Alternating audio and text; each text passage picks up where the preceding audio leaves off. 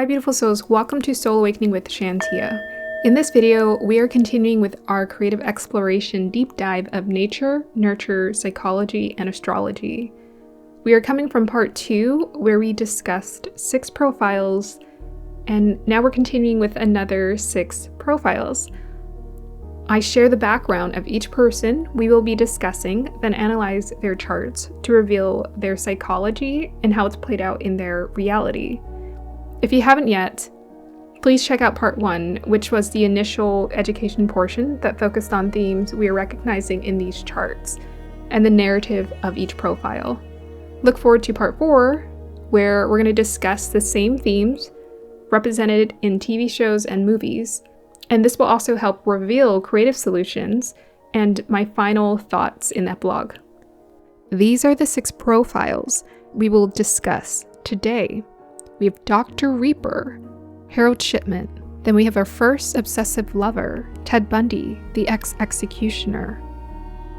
Following him, we have Aileen Wuornos, the hitchhiking she-venger. And then our next obsessive lover, the captive cannibalist, Jeffrey Dahmer. And for our final obsessive lover, we have David Anthony Burke, the viral poetic suspect, who goes by D for VD and serves as a perfect example for chaotic manifestation. Last, we have Beth Thomas, the one who found the antidote to her childhood rage. Now let's get to know the monster inside. I like to refer to Harold Shipman as Dr. Reaper. Harold Shipman is notoriously known for being Great Britain's worst serial killer. This is in sharp contrast to the good doctor image he portrayed to his patients. Harold was born in 1946 in Nottingham, England. He grew up in a working-class family. His father was a postman and his mother a housewife. Harold's mother, Vera Shipman, was a control freak. She had very high expectations for him and favored him among her other 3 kids. Harold was the second of 4. The preferential treatment she gave him, with special attention and praise, would build him a sense of entitlement.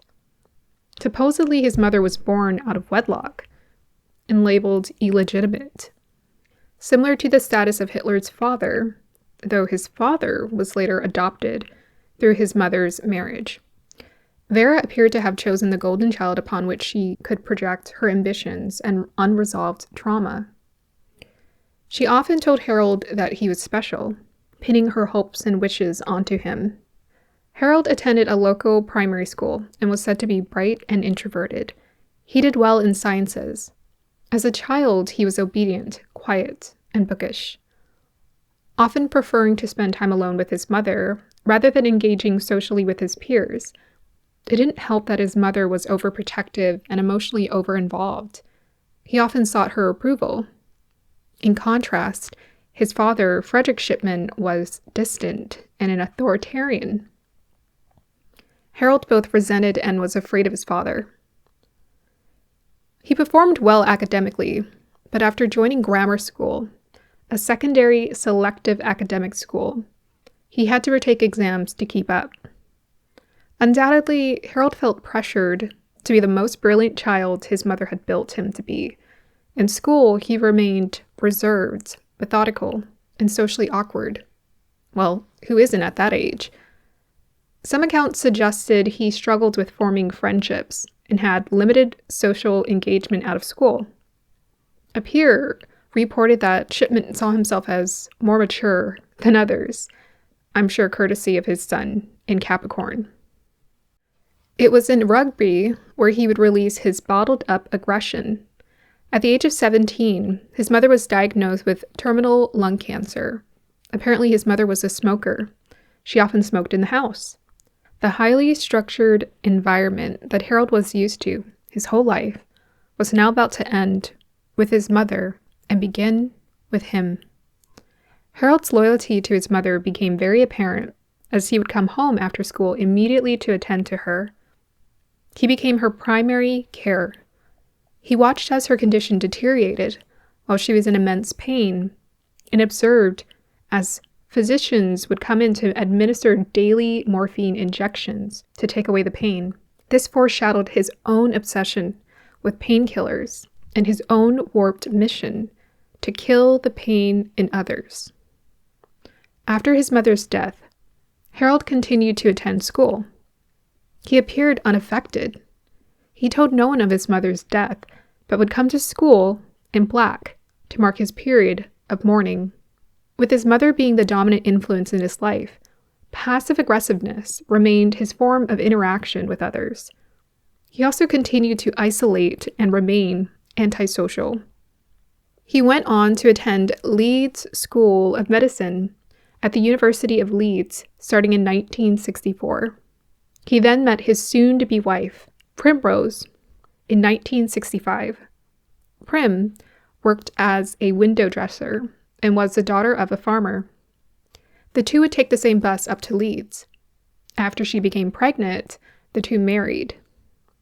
Like his own upbringing, Harold had 4 kids. Throughout their entire marriage, his wife remained loyal and faithful to him. Harold excelled academically, especially with clinical skills and anatomy. At this time, his reputation was that of someone who was quiet, polite, but withdrawn and reserved.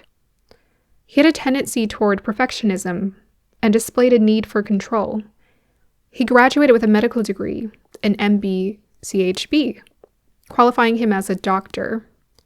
After graduation, he undertook standard postgraduate medical training. He did house officer rotations in various hospitals and specialist training in general practice for his career path. He appeared to be meticulous, reliable, competent, and distant. His colleagues also noted that he didn't like to be corrected. In 1974, he became a fully qualified GP and started his own practice. This gave him full autonomy and control over his patients and more access to pethidine. Harold managed to find a clever way to access pethidine. He would order in excess and dispose, or more accurately, take home or stash away the expired pethidine. Supposedly, while he was studying to become a doctor, he gained access to pethidine for the first time. One day his wife walked in and found that he had collapsed along with his veins from a pethidine overdose. He had apparently never recovered from the pain of losing his mother. His wife continued to support him, driving him whenever he needed, until his addiction issues were able to resolve. After his collapse, Harold's addiction was discovered, as he had high amounts of opiates in his system. He was fired and later admitted guilt. After pleading guilty, he was required to pay a 600-pound fine and go to rehab. How very white-collar crime of him. Due to the NHS being short of doctors and his qualifications, he was soon after offered another position so long as he got psychiatric help. Later in October of 1977, he applied for a position at Hyde. He appeared to go over and beyond for his patients. These patients echoed preferential treatment he had with his mother, calling him their favorite doctor, though he still remained arrogant and aloof with employees. He was, however, charming to his higher-ups. Harold's manipulative qualities, though subtle, were apparent to his co-workers. When he went on to create his own practice, he became known as one of the best doctors for patients. Some noted that the number of deaths for his patients under his care seemed unusually high, but this faded into background noise, medical officials thinking surely he was a good doctor.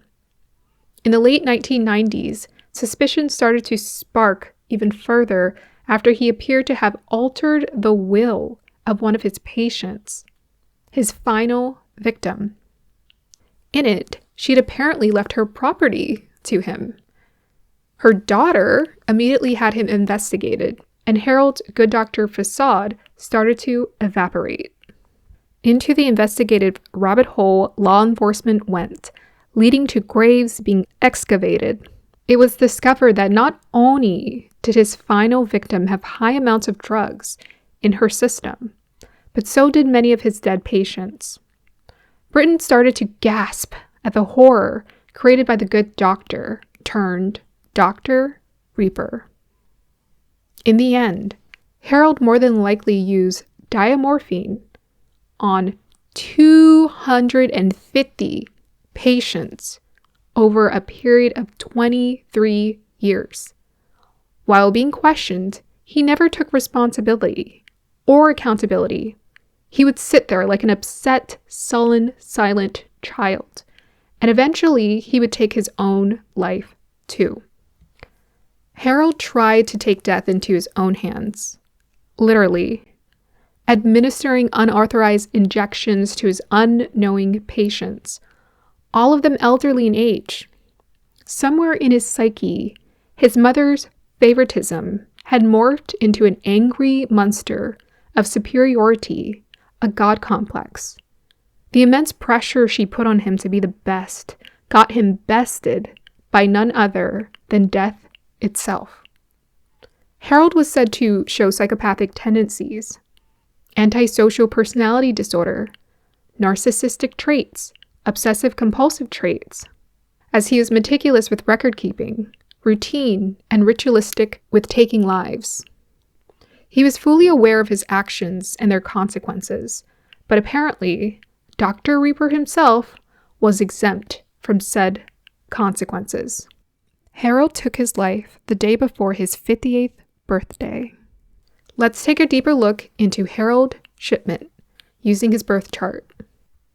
So chart analysis, what we're looking at here. I'm thinking he is a Swati native because he looks exactly like Swati ascendant Robin Williams, who played a doctor in movies. I'm like, oh my gosh. I kept looking at him and thinking, that looks like Robin Williams. So this would put Moon in the 8th in Taurus. This would support a controlling mother. Also, he's got Sun in Capricorn. Mother is dominant. It would also support Shipman's obsession with death and controlling it. Sun in the 4th, unfailing loyalty towards mother, idolized mother. People called him a mommy's boy. She's protective. He would stay with mom inside, play, and not play outside with the kids. He personally was a dominant figure in his home. So he was a dominant figure in his home. His wife listened to what he said. His kids, so it says here, I wrote here, it says here, Capricorn like to make rules or live by them. They like to make the rules or live by them, making them highly disciplined. His wife and kids would always defer to him. He was not openly affectionate, not a very affectionate father. His children were well-behaved and polite, but he did seem controlling.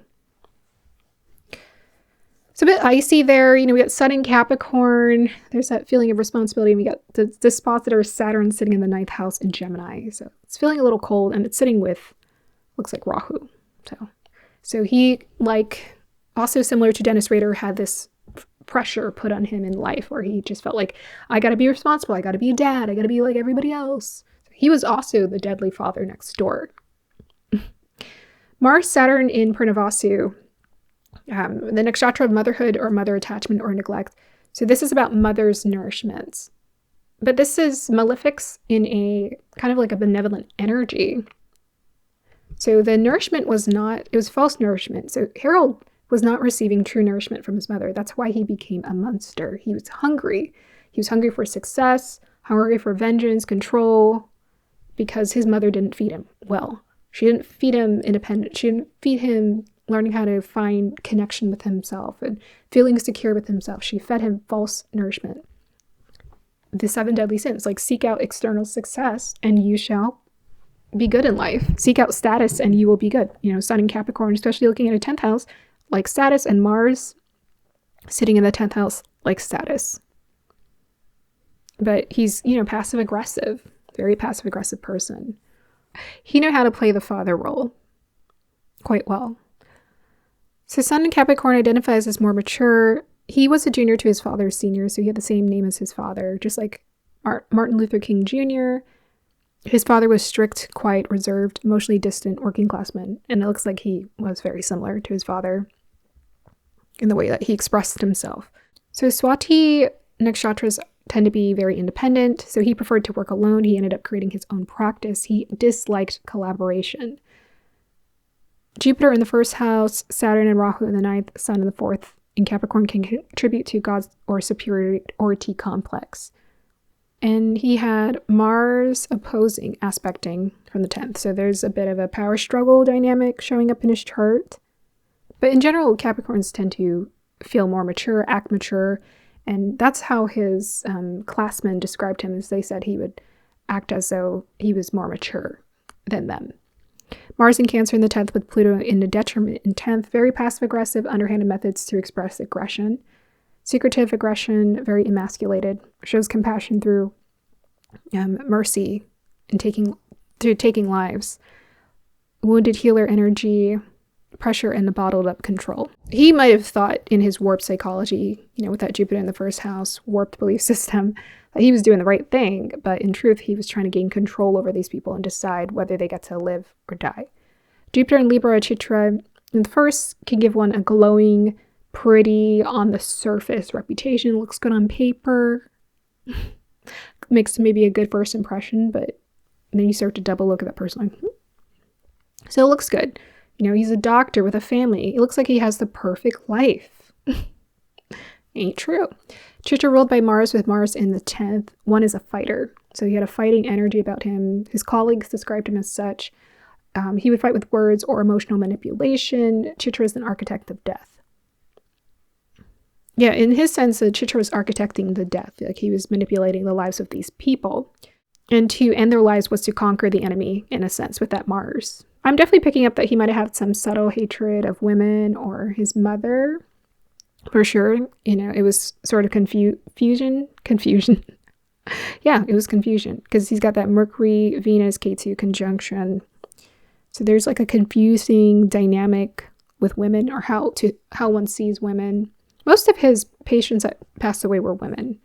So I think he was, in a way, like reliving his mother's death. But it's like dark because I actually think that I'll describe it later. That is all that pressure his mom put on him. Deeply, like he created a deep resentment that he didn't know how to process. I think her dying actually gave him a sense of relief, and it passed the control from her to him to exercise his God complex over others, because his mother was the God in his life, and then he became the God over himself. He's decided. So it says here his victims were 80% women. Yeah, mostly women. Libra ascendant, Jupiter in Libra, Venus espoused in Purvashada in its own nakshatra of Venus, appeared Venusian with patience, seemed pleasant, had a loyal wife. Purvashada is also one of the black magic occult nakshatras. Mars, Pluto, and Cancer, overall reputation is like his overall reputation, so he actually has Mars and Pluto in Cancer in the 10th house. His overall reputation became the angel of death. And competitive. He was competitive with people. Saturn, Mars, retrograde in Purnavasu, returning the light, the healer. But these are malefics here, and they're retrograde. Someone's retrograde. Mars is retrograde. Oh, Saturn's retrograde too. So deeply internalized, wasn't doing the healing that he was supposed to be doing with himself. Pluto in Aslesha. So Aslesha is the Kundalini Nakshatra. These are war planets. Yeah, these are war planets. So, to warlike. That's why people are like, why do these people do these things? It's war in there. That's why. That's why they do that. It's internally war in their psyche. Purnavasu, he literally returned the elderly to the light by ending their lives. Retrograde means he felt a deep obligation or responsibility to end these people's lives. So he thought, I'm going to do the right thing by doing this. Moon in Rohini in the 8th, Sun in Capricorn, wants quality lifestyle. That also said that, he did enjoy that close connection with his mother. With that Moon in Rohini, that's an exalted moon. Moon in the 8th, though, can lead to addiction. So Rohini is indulgent, hedonistic lifestyle. Sun in Cancer, Sun in the 4th in Capricorn, took no accountability for his actions. Pluto in Aslesha, death and poison. Yeah, so Aslesha is about venom, inflicting poison or taking poison. So he actually was able to consume lots of poison until he collapsed. So Aslesha natives often struggle with gluttony, is one of their 7 deadly sins that they struggle with the most. He's got Rohini there, so he liked the escapist feeling, the pleasure of the drug in his body, so he could feel good. But when he couldn't put it in himself, he put it in others. So his dasha timeline we're looking at here, he's born in his moon dasha, so his mother was a huge part of his upbringing coming up in the world. His mother died in his Rahu Dasha. His Rahu is in Mikrashita in the 9th house. She passed away on June 1963. And then right after he met his wife. I feel as though when he married his wife, that was a way for him to experience nourishment again. So, first thing he does is he dates, this pretty girl, and then she gets pregnant, and then they have to get married. So that was a way for him to replace nourishment. The issue with that, when people get married young, is usually that person is a replacement of their mother or father figure in their life, and they become the father figure in their life. And usually when you get married young, it stagnates the progress. It stagnates accountability, because then one doesn't have like an independent mindset. They have a codependent mindset, and then they're a bit stunted because they're having all this dependency on this person for their sense of peace and whatever. And that's why it's really hard for people to like break up, because they're like, they forgot what it was like to be their own pillar. So the mother and father are the pillar, but then, when you get into a relationship right after that, then you never deal with any of your deeper psychological issues. And I'm guessing that was definitely the case for Harold. So he continued on with his degree and studies. Looks like around the Rahu, Mercury energy helped him to qualify as a doctor and helped to earn his degree, MBC, HB. He became a doctor in this dasha and experienced addiction and indictments and firings. So I think that was his Rahu dasha. Things were a little bit chaotic. He got promoted, but at the same time, it was like he got demoted. It was all over the place. Also, likely a time he started overdosing people was around that dasha. In his Jupiter dasha, he continued with his career. Life seemed to favor him. So everything's seeming nice and pleasant. Jupiter is in Chitra Nakshatra. Things are looking nice and pleasant for him. He's achieving that success. So Chitra is definitely focused on being able to be organized and success. If it can, it's like an architect. But around this time, he also starts architecting his darker desires too. So he created his own practice. He also got the influence of the Swati ascendant close to his Jupiter. And he created his own practice in 1992 to 98. Then gave him full control over his patients, and this is when the ending of lives starts to increase. He mainly targets the elderly female patients. So during the Jupiter dasha, he plays the judge. So Jupiter is the judge. He's playing judge, jury, and God with his patients. Saturn dasha starts in 1994 to 2013. He gets caught. Yeah, Saturn dasha starts, you get caught. Yeah. So he ends up in jail.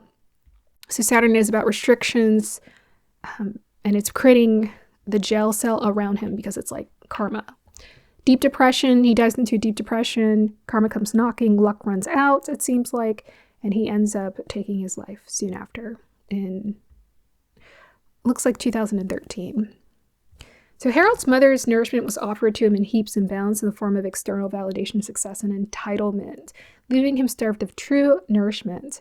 He became a monster. He gorged himself on success, control, emotional manipulation, and vengeance, and was left even more hungry. He lacked accountability and escaped through drugs to feel good. He took pleasure in other people's parents dying. So some part of him was seeking a subconscious relief through death rather than healing. Yeah, I think part of it also, the resentment was that these other people had their parents and he didn't have his mother, and he wanted to take his anger out on the world. Well, if I don't have a mother, you ain't gonna have a mother either. It's very childish mindset, and I honestly think that's how his inner psyche was, considering not even like Jeffrey Dahmer, but not even like him, he can't even admit, he can't even confess what he did. And I think he even muttered at one point something like, well, someone had to do it, or I was doing the right thing, something like that. So never took accountability for what he did. Ready to move on to the next one. Ted Bundy is the ex-executioner. Born November 24th, 1946, in Burlington, Vermont. Ted Bundy is known notoriously for being a serial killer, kidnapper, and rapist who assaulted and took the lives of numerous young women who were similar in appearance to his ex-girlfriend. This happened in several U.S. states during the 1970s. He was known for his charm, intelligence, and clean-cut appearance.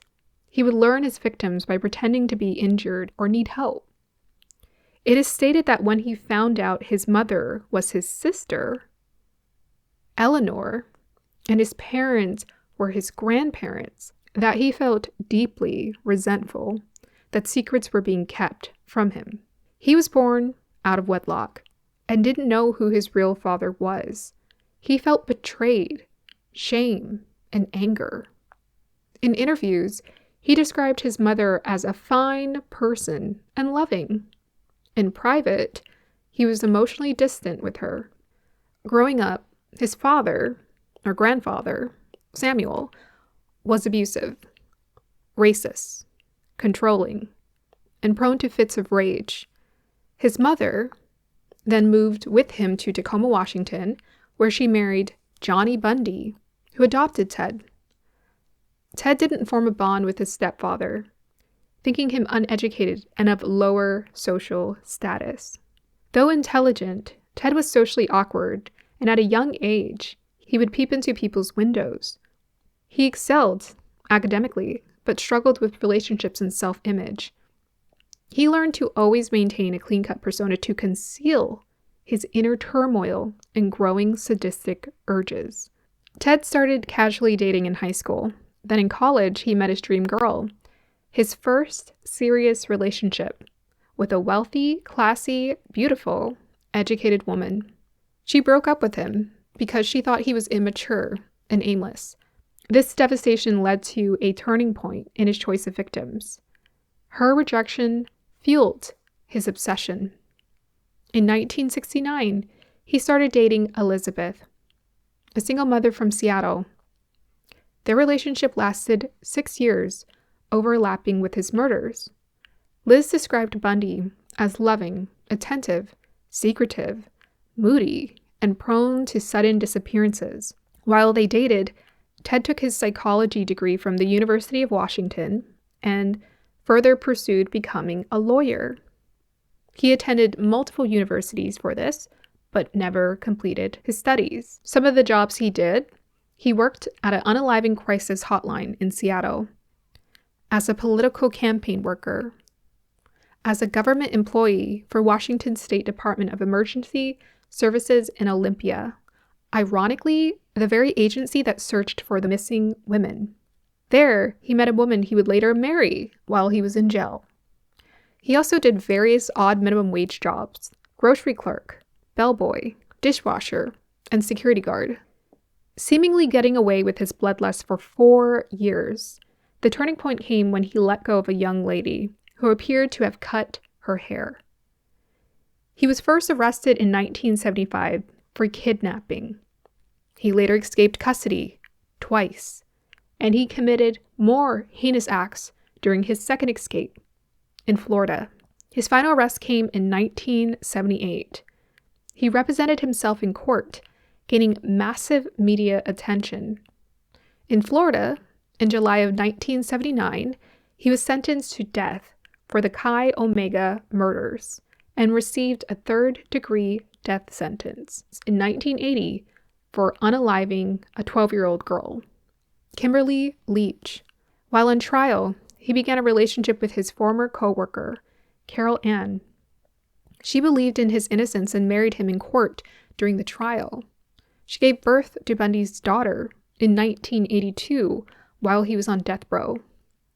She later cut ties just before his execution in 1989.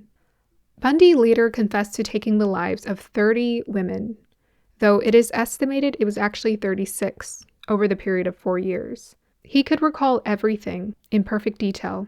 In interviews, he put the blame on corn and violence, using it as an excuse for his actions. He said that corn and violence, exposure to kids could influence them to do terrible things. This appeared to be a self-preserving, diplomatic, calculative move. He also referred to his obsessive tendencies as a very sharply focused area, like a black hole or a crack, and talked about himself in third person. This seemed to be reflective of his stellium in the 4th in Scorpio with Sun, and his Mercury in Vishaka. The obsessive, sharp black hole. A hole in the spirit, disconnected from the divine. A hole in the spirit, disconnected from divine. Throughout his trial, his mother stood by him, refusing to believe that he was guilty until the very end. Tension built as evidence was revealed. On the day of execution, she told him, "You will always be my precious son." When law enforcement tried to get the information or the details of the missing women, Ted would withhold information. He talked circles around them, avoiding his inevitable execution. He used legal tactics and appeals to delay. This led to a process where he received 3 execution dates before the final one was carried out. After a series of final interviews, he was executed by electric chair at the Florida State Prison on January 24th, 1989. The ex-executioner was now executed. Ted Bundy appeared to have antisocial personality disorder, narcissistic personality disorder, psychopathy, and sexual sadism disorder. Now, let's go ahead and take a deeper look into Ted Bundy using his birth chart. So let's just go ahead and check out Ted's chart. I mean, looking at those numbers, right, 30 women in 4 years, that in and of itself is absolutely insanity right there. Because, most people you hear it's a period of like 20 years, maybe it's like 5 people. That number is enormously high. And his chart absolutely blew me away when I looked at it, because it's very apparent why Ted had the issues that he did. It's Oliver's chart. He has, first of all, let's just go ahead and start with his 4th house, right? This is our psychology. This is our relationship to our parents, the ones who bring us up, and that paternal energy in our lives. So he has a debilitated moon sitting in that house. A debilitated moon in the 4th house with Mercury, Sun, Ketu, Mars, all in Scorpio. So I think I got a time for him. I'm trying to remember. I think I got a time for him, or I might have, I don't know if I guesstimated, but I think I got a time for him. Let me see. Yeah, I didn't. I don't know where that time came from. Because some of them I do like to estimate and see what would fit. So I got a time for him. So he has a debilitated moon in Scorpio in the 4th house, and it's forming this ginormous stellium with Mercury, Sun, Ketu, Mars. The planets that it's the most close to is Mars and Ketu. So Mars, Ketu, and Moon are all sitting in the same nakshatra, which means they're within, 4 degrees, 5 degrees of each other easily. So he actually referred to the Valley of the Death in his interviews. That's the death card. That's the Scorpio card, scorpionic energy. He referred to a black hole. This is all showing you that there's some understanding, intellectual understanding he's making in relation to what kind of energy he's channeling. Now, that Jesa energy is that strong, powerful Kundalini energy. Jesas also like to be kings. So that's written throughout his chart. We'll talk about that more shortly. So he has strong willpower. So he's got Mars sitting in its own sign, strong willpower. So that means that when he wants to do something, he acts on it, even if it's the wrong thing, even if it's impulsive. So very impulsive person. With that K2 sitting there, the K2 is sitting closest to the moon. So there's a past life connection, energy, contract with the mother for sure, karmic contract with the mother that he needed to resolve. But the sun is also sitting in the 4th house too. So his father, he didn't even know who his father was. I don't know if he was told in secret, and maybe it wasn't publicly announced, but his father is a mystery. Sun K2. So there's a disconnect to that paternal energy. The thing is, even if someone has a father figure in their life, without the biological father being present in the life and them not knowing who they were, there's always going to be this unknown factor, this missing part of their identity that can only be resolved through spiritual work. So immediately you can see he has a lot of karmic spiritual work that he's being called to do, a huge heavy load. All of those signs sitting in water, He's also got his Saturn sitting in water. All those signs sitting in water equate to a heavy emotional load. So what motivated him was like that mental heavy energy that he was carrying. That was his primary motivation. There is a victim mentality that he was harboring deep down inside. So his moon and Mars are sitting in Jyesha Nakshatra, very power hungry. So this is a very power hungry combo right here. The psychology of someone, that means that they feel safe and secure when they have power. So that's why he felt like he had to do what he needed to do to get power, because he didn't feel powerful. The other way that people gain power is just through external validation, through trying to achieve success in the world. But for him, it wasn't enough. He needed more. He needed total power, total dominance and control. And Scorpionic energy is very controlling energy, especially when it's devolved. It's all about control. So he had to control a certain situation. And the only way he could find control is through kidnapping his victims and hurting them. His 4th house is screaming harmonic energy, for sure. Cold, manipulative, ego-driven, materialistic, and pleasure-seeking. That's a harmonic frequency. He is emanating it. These are the shadow traits of Jyesha, which is a snake-like nakshatra. Pluto is also in Aslesha.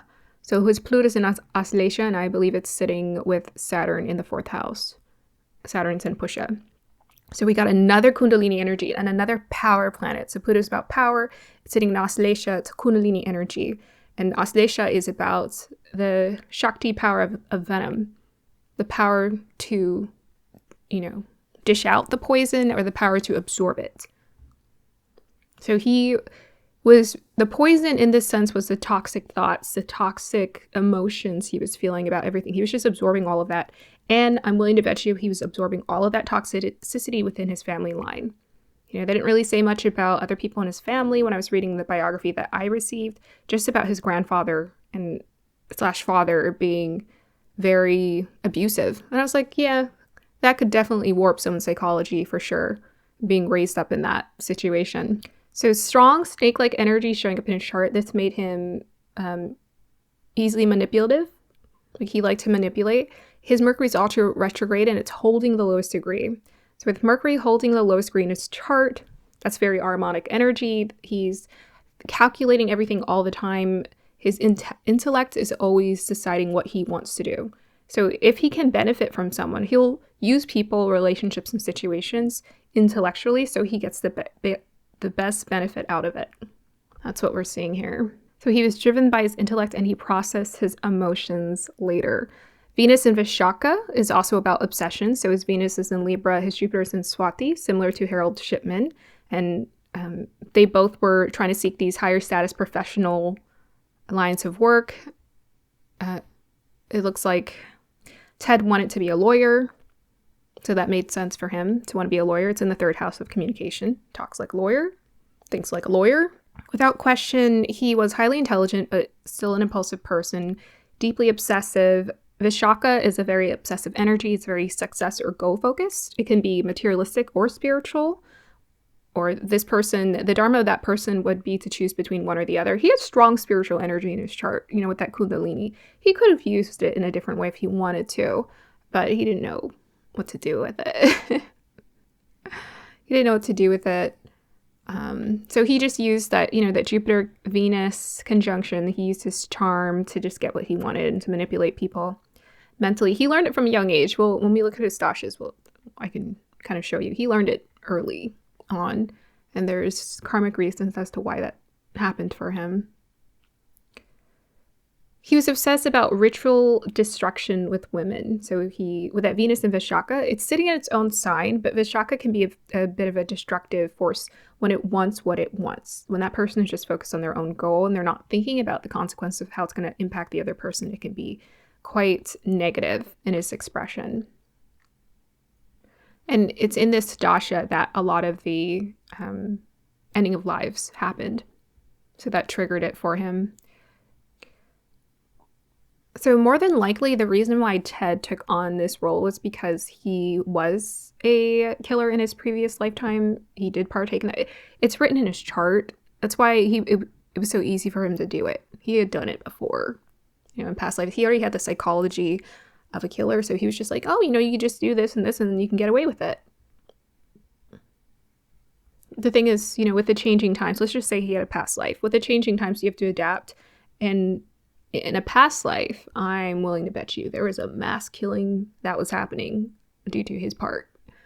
Because it's crazy how similar his chart is to King Yonsung-gun, who was the tyrant king of the Joseon dynasty from around the 1500s.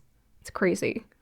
Very similar chart energies showing up, but he had political pressure, a lot of responsibility pressure, whereas Ted didn't want any of that pressure. You know, he's got that Saturn in the 12th house. He was kind of shifty. He's very shifty with his pursuits.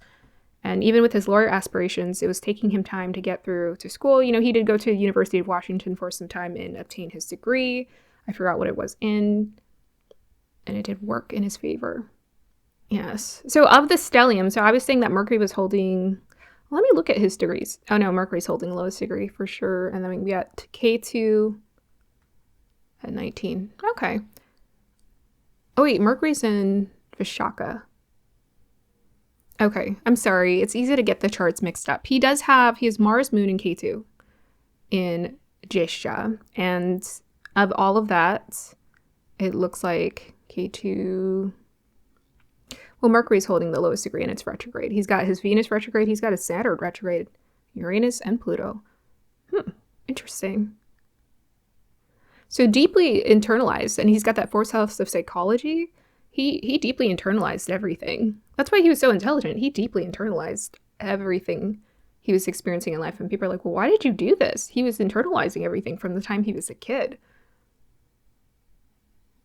And that's why he wasn't sharing it. He was being very secretive about it. Scorpio energy, the tendency is to keep it to yourself, keep secrets. K2, holding the lowest degree in that stellium of the Moon Mars and K2 in Jesha, that means that K2 is controlling that dynamic of that stellium. So K2 is about delusion. That means one is like destroying before they can even think about why they're destroying things. So K2 is just dissolving things without considering the consequences of why it's doing what it wants to do. If it had like a Mercury leading or Sun leading, it would think, oh, you know, Sun would be like, I want to go learn about myself. And then maybe as I'm going along my journey, I will then learn how to dissolve. So if you look at the Sun series I talked about that Sun K2 conjunction and what happens when different K2 leads or Sun leads in that conjunction. And you can see it's actually apparent in people's charts. So K2 stellium in the fourth, he appears to have a past life marker of the same experience. He also has Maga ascendant. Maga ascendant is ruled by K2. So there's this, one seeks power. So Maga is like the throne as well. Jesha is about the throne, kingly status. Seeks power, recognition, and one carries the gifts from their past life and ancestors. There is Luciferic energy here in his chart as well. So that's when one desires for like opulence and all that stuff and will manipulate to get it. Jupiter, Venus conjunction in Libra made him materialistic. So he liked nice things. That's why he always liked the girl who was like the wealthy girl. He wanted a certain lifestyle. He thought his stepfather was below him in status. And I'm willing to bet you that's a past life thing. I think he had a past life of royalty, so he thought himself, you know, more important. But in this lifetime, he's, you know, growing up in middle class. You know, you're just gonna have to deal with it, dude. Well, I was a king in my previous lifetime.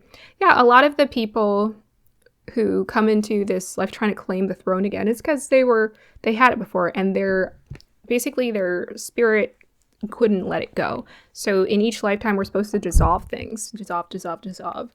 And I'm not going to say that everyone has a past life of royalty, because I don't think that's true. I don't even think you need royalty to understand life. It's more about the loyal and honor of a kingly mindset. You know, a king is the one who serves the people. A king is truly a servant. A king doesn't dominate. So more than likely in his past life, he had a false understanding of what a king-like status meant, and he pursued that. So Jupiter in Swati is a lower aspirations energy showing up for him. Harold Shipman had that same placement with the Jupiter. There's a heavy karmic stellium in the 4th of Sun, shows that he wanted to become a king and needed to exert dominance, but may have felt deeply emasculated and insecure. Yes, so all that 4th house energy, you got masculine signs in a 4th house energy and in a water sign. I think he definitely felt emasculated, and he felt like he needed to overcompensate to express his masculinity. Because he had more of an internal feminine working happening, but it wasn't moving it was very disordered. So he had like a negative relationship to his feminine energy that he had a lot of in his chart. He could have used that if he wanted to. But that's what made him charming and magnetic, and that's why he attracted women. I often note that men with water signs, especially those Scorpio men, they love beautiful women. Oh yes. They do. And they attract them too. They attract women easily. His strongest desire was power. Yes. So his strongest desire was power, ultimately, especially with that Leo ascendant, Rahu in the 10th house. Someone's definitely seeking power. You got Mars in the 4th and Pluto in the 12th. Rahu in Taurus in the 10th house is showing that he would seek power and recognition in his field. So this is someone who wants to be recognized for their contribution. Yeah, he was recognized for a contribution, all right, just not the right kind. That's the irony, is like these people end up getting exactly what they are pursuing, just not in a positive light. So he got the recognition, but just not in a positive light. So he fed off of it. He had that narcissistic energy for sure. And even though he was being notoriously known for hurting, taking the lives of these women, he fed off of that. He liked that. Bad attention, good attention, he saw it the same. So Rahu is like an actor. It's like an actor. It's sitting in Taurus, and it's sitting in the nakshatra of Rohini. So there's that pleasure-seeking energy for sure. Indulgent as well. Richard Speck had a Jupiter in Rohini as well. So definitely someone who liked pleasure, sought pleasure in ways. Harold Shipman also had a Mercury placement. I can't remember. Oh, Jeffrey Dahmer also has a Rohini. All of those people had Rohini in their chart. So I'm like, you can look at these nakshatras and you can't be like, oh, they just have the black magic. I'm like, not gonna lie, that does influence these people's charts. Not gonna lie. But there are it doesn't matter. There's all kind of placements in the chart that can be used for devolved reasons and for hurting people. So Rohini, you would think, is quite benevolent. It's like moon ruled, it's quite pleasant. But in this case, his moon was debilitated. So maybe that's why he wasn't getting the perks of the benefit of Rohini. That's something to consider too. And also, Jeffrey Dahmer has like a moon-Mars conjunction similar to him. His is in Pisces in the 7th house. So his moon wasn't doing so great either. It's very interesting how that works. He was very good at spinning narratives. So that Mercury energy, he's very good at talking circles around people. And he let that Mercury energy, that Mercurian energy, do the work for him. He would just like talk and talk on and on about things and talk in circles. When they were investigating him, he would talk in circles. He loved talking. He liked the attention, but he was trying to draw off his death. He was trying to stay alive as long as he could. He compensated through charisma, manipulation, Taurus, Libra energy in his chart. Yeah, so the thing about the Venus, the reason why he did get that attraction charisma is he has Venus sitting in its own sign. So that means it's setting also positive energy to that Taurus in the 10th house, because Venus rules the 10th house and it's in its own sign. So I'm sure he was the most... People always say they're like, oh, he's good looking. And everyone in the comment section just cracks me up. They're like, he's good looking? They have different standards in every generation, so who knows? What I think was the magnetism, for sure, was the energy. If you were in a room with him, if you were talking to him, you'd be like, well, this guy's charming.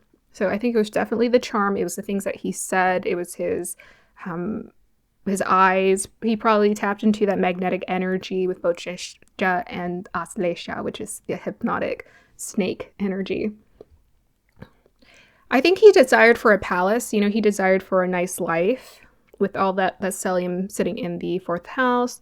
Beautiful home life. And he had that with his girlfriend for 6 years before he was arrested. And he did escape jail a couple times, which is kind of crazy. He was very smart and clever. He found a way to escape jail. He's like, I don't want to live this life.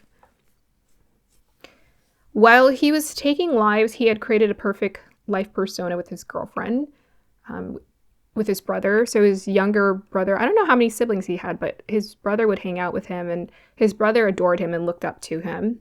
And his brother would like set up camp for him, and they would do things and have the most fun. But he seemed to have like this perfect persona with his family. They were just like, what? Like totally shocked by what he did. And then with that Venus-Jupiter conjunction got going on, that ultimately will bring some sort of karmic justice, because that's the judge, right? And the judge, and he also has Saturn in the 12th house, that's prison.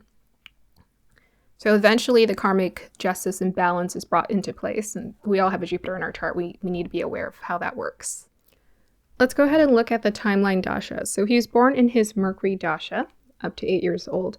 So immediately he's getting that psychological programming with that Mercury, that's sitting in Vishaka. So he's developing some sort of his intellect is developing fast, and it's sitting in Vishaka. So Vishaka is about obsession. This is probably where he started to get installed with a obsessive like mindset, mentality, so to speak, programming. And he probably starts to learn that he has charm and can be charming. If you look at his images when he was a kid, he always had that smile from early on. He probably learns, when I make this expression, I can get what I want. Then he ends up going into his Ketu dasha from 8 to 15 years old. So Ketu is conjunct Mars and Moon, as we talked in that stellium in Jyeshtha. Ketu is carrying the lowest degree here. So there's an obsessive destruction without the consideration of consequences, the unevolved soul desperately seeking power. So internally, he appeared to be drowning. This is an internal programming that was installed. So that Ketu energy he's starting to deeply internalize things at this age of 8 to 15 years old. Ketu can be quite introverted, quite secretive. He was known to be socially awkward and shy. And that's because of that Ketu. Ketu will always do that. It will, even if you have, let's say you have a planet in a Ketu ruled nakshatra, there's going to be some sort of shyness or isolation or solitude you're almost going to prefer. But I also feel like because of that past life connection, I felt like he was being downloaded at this point in time with his past life during this Ketu dasha. For him, he was like receiving it through the subconscious. So more than likely, he trialed his darkness on like animals or something that was going on. He did start that voyeurism during this period as well. He was learning how to really tune into that calculativeness and that unresolved trauma and karma that came from the past life was showing up in heaps and bounds. And that's why I think some people look at kids and are like, why are these kids so intense? And I'm like, certain dashas, I think, trigger certain downloads. So this K2 dasha was downloading his past life. That's a heavy load on a kid, like 8 to 15 years old. That's early to be downloaded with that heavy programming of more than likely him doing what he did in this lifetime, he did in this previous lifetime too. More than likely, he had a past life experience of being some sort of tyrant or mass killer of the sort. Or he lived in a palace, right? He lived in this, had all of these things, but perhaps he made that palace a battleground. So very similar to King Yonsun Gun, 1500s Joseon tyrant from Korea. And it's also more than likely that during this time, that's when he learned of his true paternal connection. So they said it was in his teen years. If he learned it younger, could be 8 to 15 within that range, more than likely, because at K2, it's dissolving the illusions. So the illusion is perfect family life, or you're thinking these people are your parents, and then that delusion is taken away. And that can be harsh for some people. So we got the Venus Dasha. This is when he starts dating his first long-term girlfriend. And then she breaks up with him. During this time, he's getting a psychology degree at the University of Washington. He then meets his second longtime girlfriend and pursued a law degree. And this is when the ritualistic taking of lives begins. He's actually arrested for burglary during this period, and he's caught with the help of his... he's arrested for burglary. So that showed there are signs of criminal behavior from early on. And then later on, he's caught for the ritualistic killings with the help of his girlfriend and sentenced 1 to 15 years. So he escaped in 1977 from Colorado to Florida, continues taking lives. 3 others, attacks 2, then is arrested after a traffic stop. So he took the lives of 3 people and attacks. That's crazy. Like, this dude just couldn't stop himself. His impulse is insanity. It was just like he was just waiting to strike, find a victim as quick as possible, whoever was convenient. He was found guilty and sentenced to death. So the son Joshua is when he was on death row. So we got that sun there is Anuradha. Anuradha is a purification nakshatra. So this is the lotus flower. I feel like, and it's also ruled by Saturn. You know, Saturn is that like karmic retribution. So there's that pressure to purify. And it looks like energetically, his soul was like, time to purify, let's go. So Saturn is sitting in Pusha Cancer. Saturn is sitting in its own nakshatra. So that gives it double power. They're in the 12th house. So that's prison. One must be purified through pressure, gel, and isolation. So the only way that he was going to purify was not through his own personal work. It wasn't through his own willpower. It was only through being forced to purify in prison and gain some self-awareness, spend some time in reflection. So his moon dasha then starts. He uses that period towards self-reflection, and he partially confesses. So he didn't give all the information, but he partially confessed to those 30 murders. In 1989, during his moon dasha, he's executed. This is the karmic retribution is being paid to the feminine energy, moon dasha, feminine energy that he caused. And moon cycle is like an ending. So the cycle ended. So in the end, perhaps in a past lifetime, maybe he wasn't punished. I don't know. Maybe he got away with something. Maybe in this lifetime, he was just destined for that punishment to happen because he didn't receive it. And maybe he was just allowed to do whatever he wanted to do in this lifetime.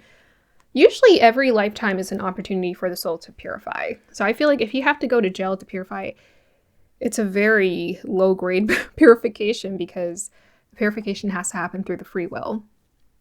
And I almost felt like he hardly experienced any growth in this lifetime. I have some other thoughts as well. He died by the electric chair. So he has Uranus sitting opposite of moon. Uranus is sitting in Taurus, opposite of the moon. Death by electric chair. So here are my wrap-up thoughts around Ted Bundy. He appeared to be reincarnated with a strong, more dominant maternal and then some paternal karma too. There is a strong repressed aggression from maternal and paternal line. In a previous lifetime, his mother may have dominated his choices in life. But just like King Yonsun-gun, who also had that Anuradha son as well, I think the father figure, because that's connected to a Saturn nakshatra, the father figure is feeling pressure. So the masculine expression is feeling pressure, maybe even a little bit emasculated. And then the feminine expression is feeling psychologically very confused. In his previous lifetime, perhaps his mother figure or a maternal figure may have dominated his choices in life, which limited his access to freedom. So maybe he had a very dominant mother figure in his past life, and so he was trying to overcompensate for that. Mother in past life or maternal energy is full of control, manipulation, and emotional volatility. His life may have ended violently in a previous incarnation as well. He was gifted with confidence, past life gifts, or good karma, charm, okay, and intelligence. Unfortunately, he used these traits to manipulate, hurt, and take the lives of these women. His first longtime girlfriend breakup may have triggered his descent into this identity confusion. It triggered his descent into this darkness, and it also may have also triggered his identity confusion as well. That was initially triggered from learning of his false lineage. During his Venus and Vishaka Dasha, he had the choice to pursue a better life or downgrade into his lower instinct. So Vishaka is always about the branch choices. So his Venus Dasha is when he started to take these lives. So he was being downloaded with his past life karma, where he was feeling that psychological warfare inside. And then Venus Dasha starts and he has a choice. Okay, what are you going to do? You're going to live this life of this charming Ted who pursues being a lawyer and a good boyfriend, soon to become husband? Or are you going to pursue the life of this serial killer? He chose the latter. he chose his lower instincts. So he downgraded into his lower instincts. He chose the facade. I think it was just a repeat of what he's done before. He chose the facade of the perfect outer life with a secretive life of a killer, creating a split persona. He was secretly and deeply emasculated individual with an inferior and superiority complex. Hurting women was a way for him to assert his dominance over the feminine energy. So he was really trying to dominate the feminine. His bloodthirst was through the roof. Debilitated moons means he had a deeply obsessive and dark relationship with the feminine. So I find that it's really interesting that the men who feel the most emasculated and powerless tend to want to dominate women. And I think that's interesting. Why not try to dominate men? Why dominate women? And that's because there's that passive aggressive energy, all that water sign, feminine energy, is because he had a lot of feminine energy. So his resentment was towards the feminine, because that's where he felt sort of emasculated. Like he felt, the only thing is he wasn't dominating these women spiritually, he was dominating these women physically. So, they were obviously more evolved than he was. Yeah, but it's just a way for him to listen to that dark voice in his head that says, oh, you're going to gain dominance and control by doing these things to women, which is, crazy that people listen to that voice, because it ends up not being true. Debilitated moon means he had a deeply obsessive and dark relationship with the feminine energy, period. A creative path may have helped to deter this. Venus, Jupiter in Libra, in the third, skills, very skilled person. So creativity, skills, that was actually his good karma. He could have used that if he wanted to. And he also has Rahu and Rohini. So actually a creative pathway would have helped him to alleviate himself of those shady energies that he had going on. But I think what it is that sometimes, people lean into what they're most comfortable with versus, developing a new skill. I think that was the case for Ted. He could have developed his more creative side, but he was uncomfortable with that. He was comfortable with the secretive and the darkness. So Sun, Moon, and Mercury in the fourth is good for writers who work at home. So he could have done some writing if he wanted to. Rahu and Rohini's artistic desires.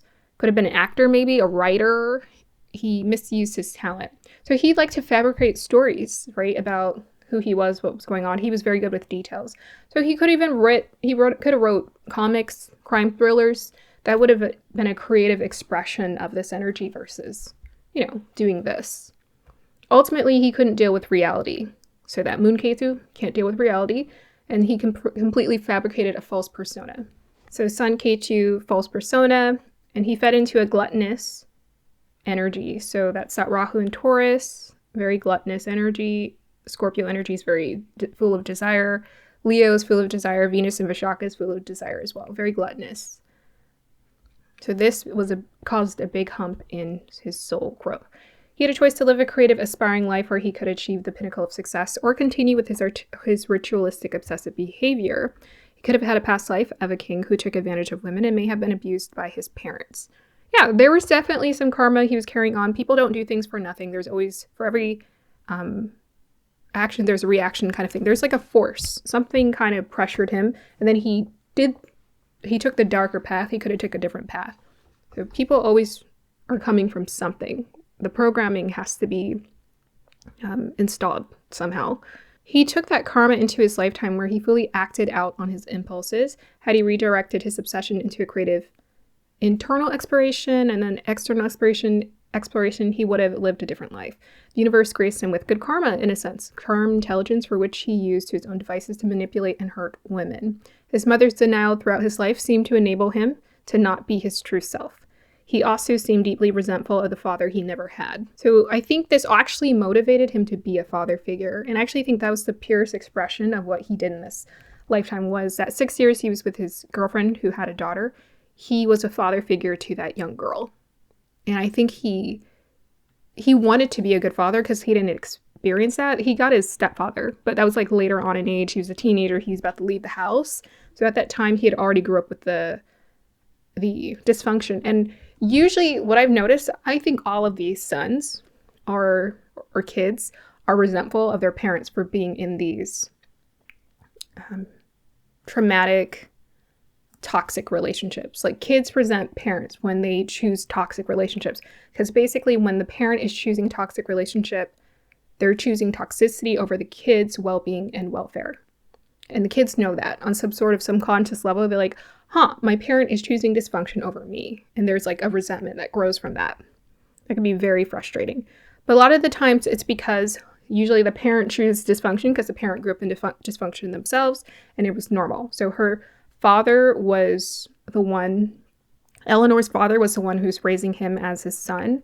And he was, very abusive. And she grew up in that environment too. The thing is, men are always more abusive with sons, usually.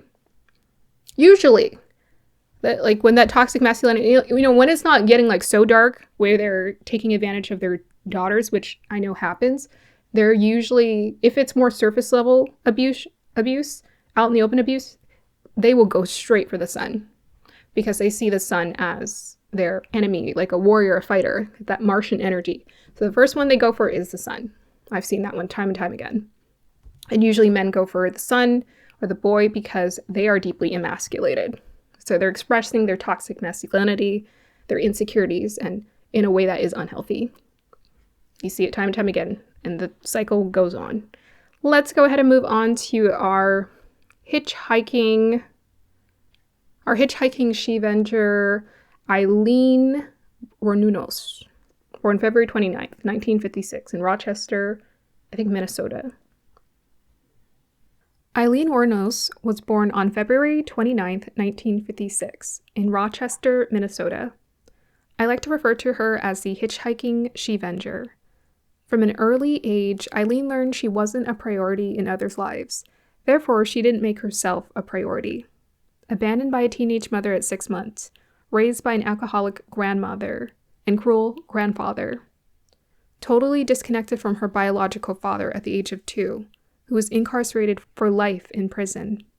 Pregnant at 13, a school dropout at 14, a hitchhiking hooker at 15, and by the age of 33, she became a notorious she-venger, choosing to even the score. It is apparent that Aileen's life carried heavy karmic markers. Aileen's mother, Diane Wuornos, was a teen when she had her. Her father, Leo Pittman, was a handyman. Her parents married when her mother was 14 and her father 19. Her father then enlisted in the military.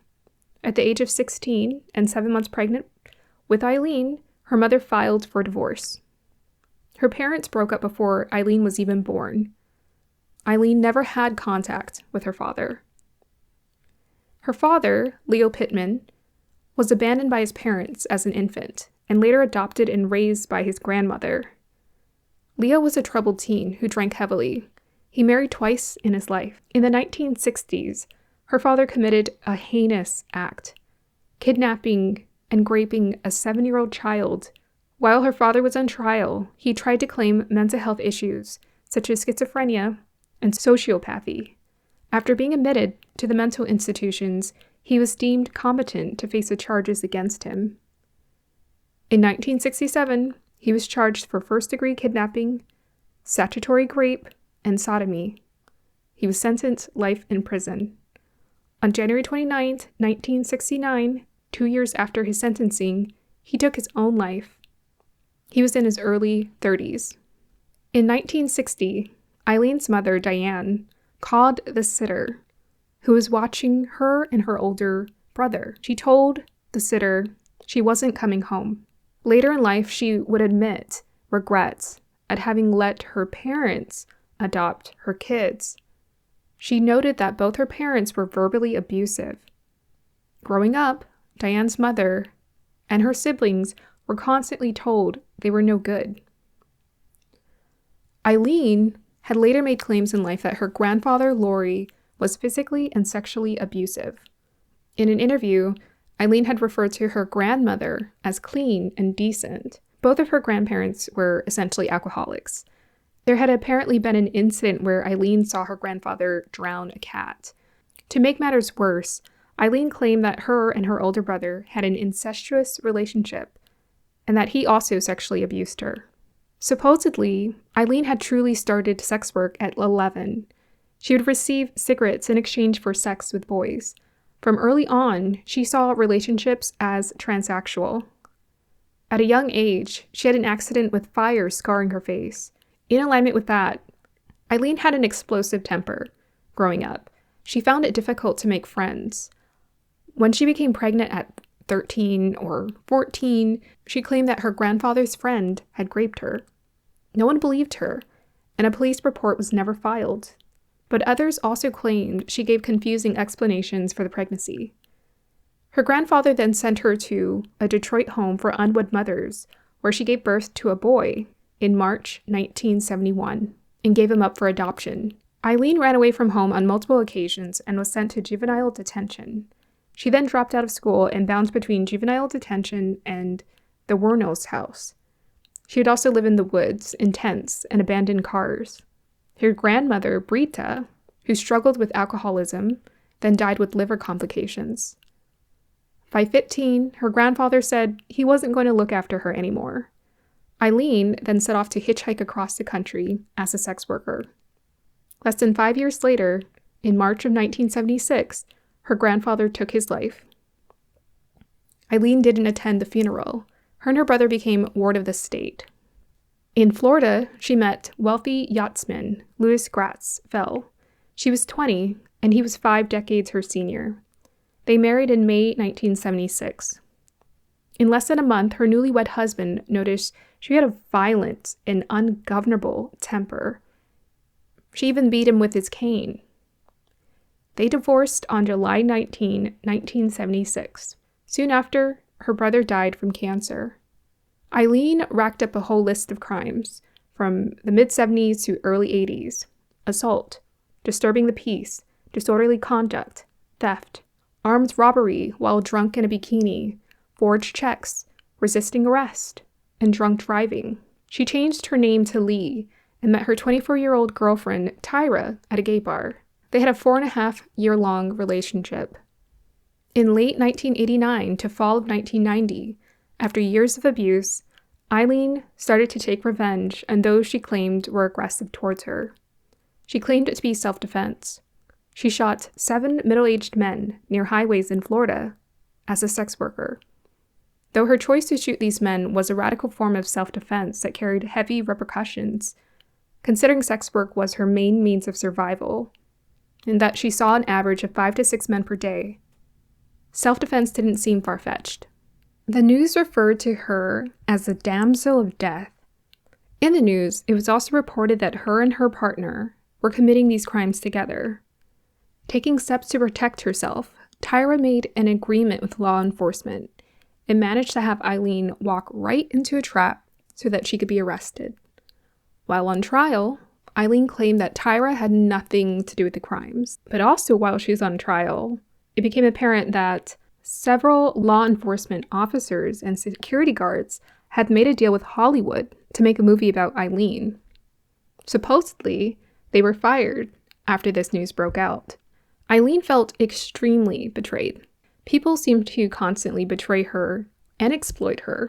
As this started to dawn on her, she couldn't get herself out of that stuck loop of offering up her body, so instead she tried to take matters into her own hands and take revenge. In an interview, she stated that she was more than happy to leave this planet because this was a wicked, wicked world. The final outcome was that Aileen was given the death penalty. While in jail, she was adopted by a Christian and offered counsel. She rejected the counsel. She continued to speak up and out in court, defend herself, and thus she was sentenced to death. After a decade on death row, she was given a lethal injection in 2002. Her last words were, "I'd just like to say, I'm selling with The Rock. I'll be back. Like Independence Day, with Jesus. June 6th, like the movie. Big mothership and all. I'll be back." Yes, I agree, Aileen. You will be back. Aileen was diagnosed with antisocial personality disorder and borderline personality disorder. Now let's go ahead and take a deeper look into who Aileen Wuornos was by diving into her chart. All right, let's go ahead and look at her chart here. So she looks like a Dashnishta Ascendant is what I was thinking for her. She looks like there is someone who played her, I think, in a movie who looks like her. I don't know the actress, but she's Dashnishta Ascendant, so that's like a lion energy. I'm like, they look the same. And more than likely that might have been her ascendant. She had the upturned nose. She liked her hair voluminous, and she had the downturned lips.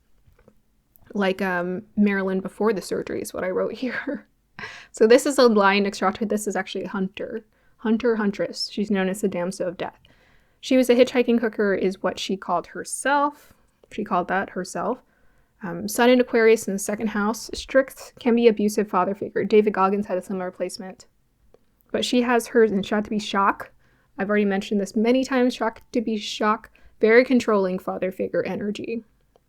So someone who's very controlling, someone says, who feels like they can determine how good or bad you get to feel in any given day. But if someone has an Aquarius, like a sun in Aquarius, the karmic retribution will always come, and it'll come quick. And interestingly enough, that sun Aquarius energy is looking at Jupiter in Leo. So Jupiter retrograde in Magha in the 8th house.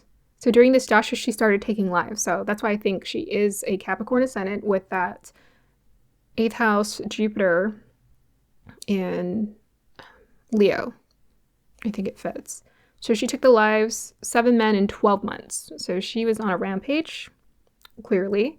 With that, 8th house, I can bring sudden energy. Jupiter in Leo, I want to dominate you, or I want to be bigger than you. I'm done taking this. I'm not going to take your ish anymore.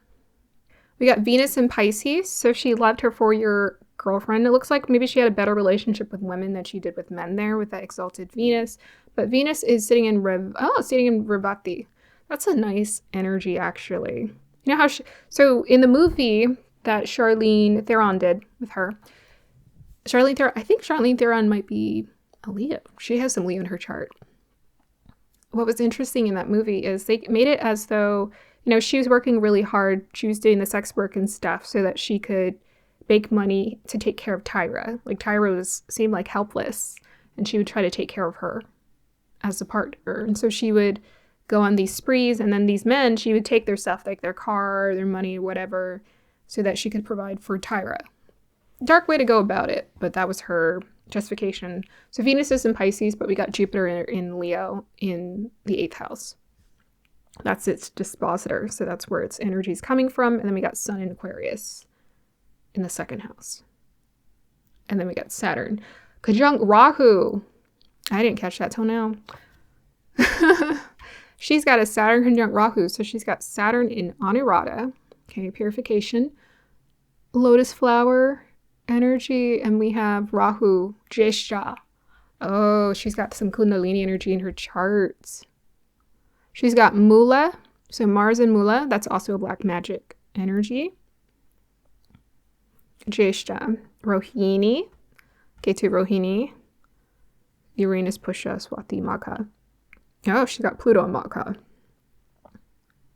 Yeah, so there might have been some confusion around the identity and the self. So the way that she claimed power, that Pluto in the 8th house, it's like someone's trying to claim dominance or power over other people by hurting them or taking their lives, but that never works. So supposedly in the movie, Aileen was adopted. While she was in jail, she was adopted by a Christian woman. She would attract strong compassion from others. People are always in the comment section saying they feel so much compassion for her and what she went through. And that these men were technically pursuing prostitutes. Some of these men, she said she had taken their lives because they were trying to assault her. Now, that might not be so far-fetched because, she's, just imagine, on a regular day, you're meeting 3 men a day. So she's not killing all the men. 7 men in 12 months. So maybe these were the 7 men who decided to try her. And she's like, you're not trying me. And she thought it was justification. Jupiter, I'm going to play judge and jury. And I'm going to decide if you treat me bad, you don't get to live anymore. Jupiter, Pluto, power, justice. So he's attracted strong compassion from others. Rahu and Jeshta in the Kundalini Nakshatra, usually very much victimized, abuse, trauma, and obsession energy. So not only did she not like that energy, but she was kind of obsessed with it. Like she was obsessed with reliving trauma. That's what I found the most interesting about her chart is Aileen could have walked away from this lifestyle, but she literally was. So from the young age, I don't doubt, kids aren't seeking sex unless they see it. 1, 2, they are desperate to feel love in some way. So I think she was introduced into that very young, and she didn't know how to get out of that. So she very much embodied that prostitute-like archetype. And when you embody that kind of archetype and you're just giving away your willpower, you're giving away your willpower to make better choices for yourself. You're giving away your willpower to live a better life. So she didn't know how to access her willpower. Let's go ahead and look at her dasha. So she was born in her Mars dasha, approximately around that. So immediately, she's being introduced into like an intense environment sort of situation, Mars and Purvashada. So maybe things felt quite combative. Power struggles are showing up. Aggression showing up. Her explosive temper, she's known for explosive temper, is showing up. We got here childhood. Her childhood happened mainly during her Rahu dasha. So Rahu is in Jeshta. So that's that trauma starts showing up in her life, download trauma. And on top of that, we got Saturn conjunction going on. So there's like an intellectual, psychological pressure, which means that some part of her was like emotionally, psychologically stunted because she had just known pressure and pain all her life. Pressure, pain, aggression. Then in her Jupiter dasha, this is when she starts taking life. She starts playing judge and jury. Her major addiction issues start to ramp up. She would often drink beer in the morning. She got caught in November 1991. Yeah, so in 1991, in November, she was drinking beer at a bar, and that's when the police went ahead and grabbed her. 1992 is when her public court case happened, so judge and jury is happening towards her. She's convicted of the 6 murders, but the 7th victim is not included. During her Saturn dasha from 1991 to 2002, she's on death row, in jail, in isolation. Karma came to collect. So after studying all these charts, it seems like Saturn don't play when it comes to karmic retribution. I'm like, dang, if you studied astrology, you would not want to say a mean thing or do a mean thing in this world, because you'd be like, dang, it's going to come back at me. Yeah. So here are my thoughts. Again, Aileen embodied the prostitute sex worker like energy. She didn't have any developed willpower. So in anthroposophy, they talk about developing your thinking, willing, and feeling. She was feeling a lot. She was a woman, so usually women know how to process emotions a little bit better. But her thinking was a bit confused. And her willpower was targeted towards aggression. So we got that Mars in Purvashada, which is a warrior. It's a warrior. And it's a cleanser at that. And throughout life, she couldn't seem to exit out of this cycle. Had she developed more self-awareness, she would have. She could have done, who knows what she could have done. She could have done a lot of different things. I'm seeing writer in her chart. If we got Mercury in the 1st house, Sun in Aquarius in the 2nd house, and Venus in the 3rd house in Pisces, she could have been a writer. She also has a moon. It looks like it's sitting in Libra. So I'm seeing a writer here. I'm seeing a writer. Someone who is working in some sort of communications field. She liked to talk. I was like, she's very talkative. So she liked to talk. And when she was doing her interviews, she seemed quite frank, very direct. And I think that's why people had compassion for her, because it didn't seem like she was trying to be she just had a temper. She had no, what do you call it? It's like a kid constantly throwing tantrums. She didn't have any emotional regulation happening. So she was feeling a lot of emotions, no emotional regulation. Had she maybe just lived a bit longer, she maybe could have learned how to temper that, especially during her Saturn dasha. If she hadn't taken those lives during her Saturn dasha, that would have been a good time to learn discipline, to learn hard work. But she didn't understand that Saturn Rahu dasha, the Saturn Rahu conjunction, I noticed, also creates a complex relationship around responsibility. So a lot of these people they struggle with holding jobs. They struggle with maintaining basic survival needs. So had she developed a more routine life, consistency, we got Sun in the 2nd house. Has she learned how to be more consistent towards maybe like making money? Find a job that was not that. There are a lot of jobs she could have done that wasn't that, but she hadn't finished school. She felt unqualified. She felt small. And then on top of that, her temper was very rough around the edges.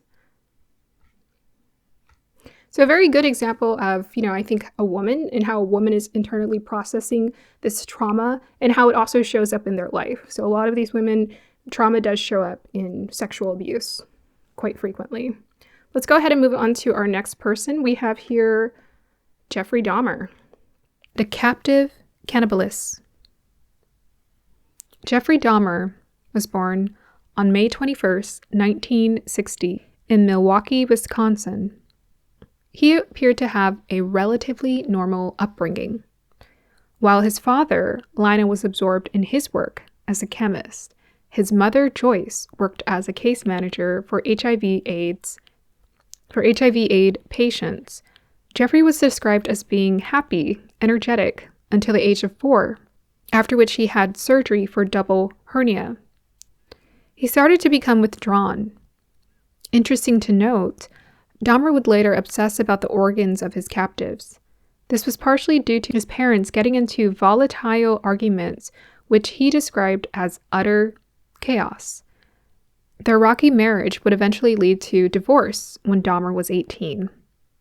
His father was described as having a short temper, very critica of him, being emotionally distant, strict, irritable, but not physically abusive.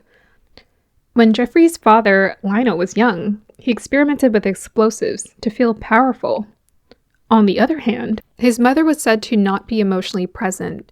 She had her own set of mental health issues, severe anxiety, depression, and dependence with prescriptions.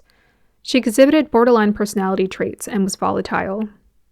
Lionel had stated that Joyce was on numerous medicines while pregnant with Jeffrey, implying that a chemical imbalance had been created pre-birth. His parents were absorbed in their own problems. At age 17, his mother would abruptly leave with his younger brother. The difficult dynamic of his parents left Jeffrey feeling neglected and isolated. He would go on to develop issues around impulse control, empathy, and social bonding. He never learned to resolve anger and would choose unhealthy, disconnected detachment coping mechanisms, where he maintained instead of releasing interpersonal tensions. Though shy, quiet, and socially awkward as a kid, he found an escape in exploring his own fantasies of dissecting animals, obsessively collecting bones, and having obsessive thoughts of violence intermingled with sex.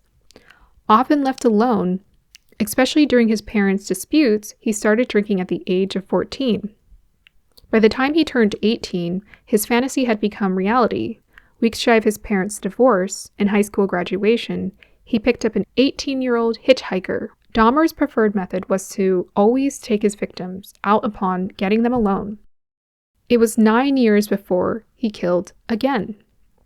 By then, he had dropped out of college, joined the U.S. Army, and was stationed in Germany as a combat medic. He performed well until his alcohol abuse and poor discipline became apparent. By some luck, he received an honorable discharge with unsuitable behavior.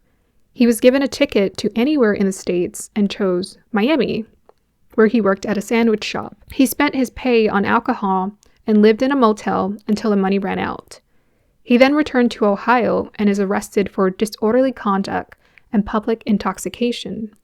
His father then sends him to live with his grandmother in Wisconsin. He worked as a phlebotomist, taking blood, but he didn't maintain attendance.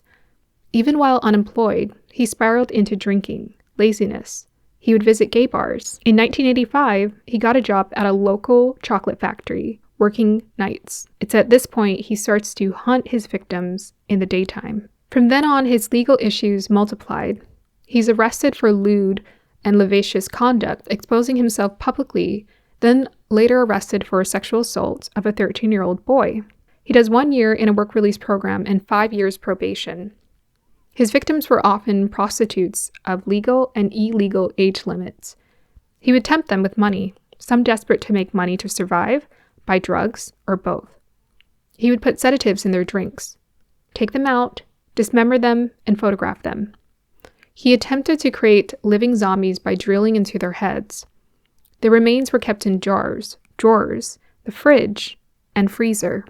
He had become desensitized not only by taking out these people, but to the decomposing body parts in his apartment. Dahmer said that cannibalism made him feel like they were a permanent part of him. They also gave him sexual satisfaction. He also admitted he felt ashamed of his sexuality all his life. Dahmer ritually watched Exorcist III to prepare him for taking out these lives. He also consumed nude images. He even bought yellow contacts to look like the devil.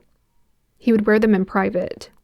One fated night in 1991, one of his victims escaped and flagged down the police, while a set of handcuffs were hanging from their wrist. After the police could not open it, they went to Dahmer's apartment, where Dahmer pointed to his room, saying that the key was in the drawer.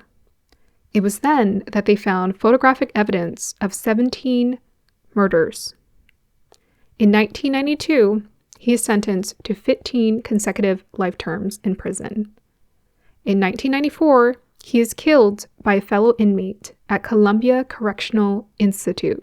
What disturbs listeners the most after they hear about Jeffrey Dahmer's story is how normal he seems, detached he is about what he did, and yet he coherently admits fault and takes full accountability. Such a paradox.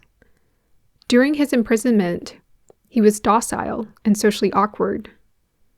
He also studied religion, Christianity, exemplified introspection, and remorse during his interviews. He was diagnosed with borderline personality disorder, schizotypal personality disorder, alcohol dependence, paraphilic dependence, and deemed legally sane. His mother felt anguish over his crimes, but was convinced it was mental illness that led to his behavior. She later died of breast cancer in 2000. His father went on to do several interviews and speak up in support of his son, while acknowledging his contribution to Dahmer's state and advocating for child trauma awareness. December 5th, 2023, he passed away at the age of 87 while in hospice care. Now let us go ahead and take a deeper look into who Jeffrey Dahmer was using his birth chart. Intriguing, right? Jeffrey is a very intriguing case, and part of that has to do with the fact that he was willing to do interviews and be open about experience, as well as his father. There's some conspiracy theory saying that he was MK Ultra'd, and this is what I have to say about that theory. It doesn't matter if you are MK Ultra'd. Your free will can never be taken away from you. As a being, your free will never be stripped of you. So the trauma, if there is some sort of induced trauma that happens or occurs with you, it is karmic. And then beyond that, there's the willpower. You have to exercise your willpower. You got to push through those dark thoughts. And Jeffrey often talked about how he struggled with his obsessive thoughts and he couldn't stop. Looking at his chart here, Jeffrey is a Virgo Chitra ascendant. So people would say, oh, he appears nice. Yeah, if you look at him in videotapes, he appears like a nice, just on the surface. If you were talking to him, you might be like, okay, this guy's suspect. But he has a nice appearance, is what people would say.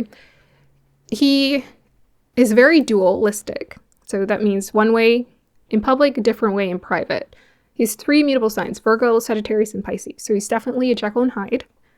He is drawn to death and secretive, so he has a Venus and Aries in the 8th house. Very secretive, very much drawn to death. He associated romantic partners with death. So to me, this actually ties into someone who else I want to talk about later, who wrote a song called Romantic Homicide. Venus and Aries, Kritika, energy in the 8th. So Kritika is like that fire, that transformative fire. And it could be like a knife, cutting. Dispositor of Mars is in Pisces in the 7th house. So he has this Venus-Mars exchange going on where he's connecting this idea of death and violence with his lovers, and he's seeing it as a romantic thing. He was needy. He had a strong desire for partnership, obsessive and possessive. So he didn't just want these people he didn't want to spend a night with these people. He wanted them to stay with him forever. He needed to possess them. He needed to control them. So that's Mars, Moon in Pisces, Mars, Moon conjunction in the 7th house in Pisces. He's got Venus and Aries in the 8th house. He's also got Sun, Mercury in Taurus, Taurus also, it could be very possessive, and is very possessive, wants their person to stay with them and be with them. Pluto Rahu is also possessive and can also be obsessive, because we got Pluto and Rahu. Those are two obsessive planets together. So control and lust was his main motive. Taking the lives of these people, it controlled his life, ironically. So he was trying to take control by possessing these people, but the taking of the lives was controlling him. That was running his life and deciding, if he would feel good or not feel good. He had a warped belief system, so he has a Jupiter retrograde, he's got a Saturn retrograde, they are conjunct. So there again, we have a Saturn, and we got the judge and jury, we got Saturn, restrictions, and prison. So there's like a confusion around the belief system here. They're both retrograde in Sagittarius. So Jupiter is sitting in its own sign, and in fact, it was sitting in a occult black magic nakshatra. We'll talk about that later. He has multiple placements of that showing up in his chart. And he's got Sun and Mercury and Taurus in the 9th house. And Venus is dispositor for Sun and Mercury and Taurus, and Venus is sitting in detriment in 8th house. So do you see, this is how the belief system is getting warped. It's connected to obsession, it's connected to lust. That was a lot of his belief system. Jupiter Saturn also says that his early home life was difficult as well. Rigid. Jupiter is like a teacher. That's not a parent. That's not a parent. That's a teacher. It's different. We got Saturn there. That's like a strict authority. So this is like the energy of like a strict authority or a spiritual authority. You could say like a pastor or something telling you, live your life this way, do it like this. Or like, let's say it's the Catholic Church, the Vatican. That's like the energy of Saturn, Jupiter in the 4th house. It's not, you want parents are supposed to like love you unconditionally or be a representation of loving you unconditionally. That's not a unconditionally loving energy, but he's got Jupiter and Sagittarius, so it's in its own sign. So overall, life, he was provided for. His parents, helped to take care of him and give him a traditional upbringing. So he has a lot of dark programming and occult black magic showing up in his chart. He has Jupiter in Sagittarius Mula, so it's sitting in its own sign, and in a Ketu ruled nakshatra. This is black magic, occult energy is very powerful. He's got Saturn sitting in Purva Ashada with it. So Purva Ashada is also a cleanser and an occult black magic energy. He's got Pluto, Rahu, and Leo in the 12th house. So that is also giving me occult vibes, strong. And we also have Venus in 8th, occult, obsession, he loved the occult, and Uranus in Auslasia, which is Kundalini. So he stated that he would watch The Exorcist. I think there are reports that he engaged in other occultish things other than the yellow contacts that he would purchase. But yes, he was doing a lot of research. He probably didn't share it with the world just because he knows that people would be very uncomfortable with it.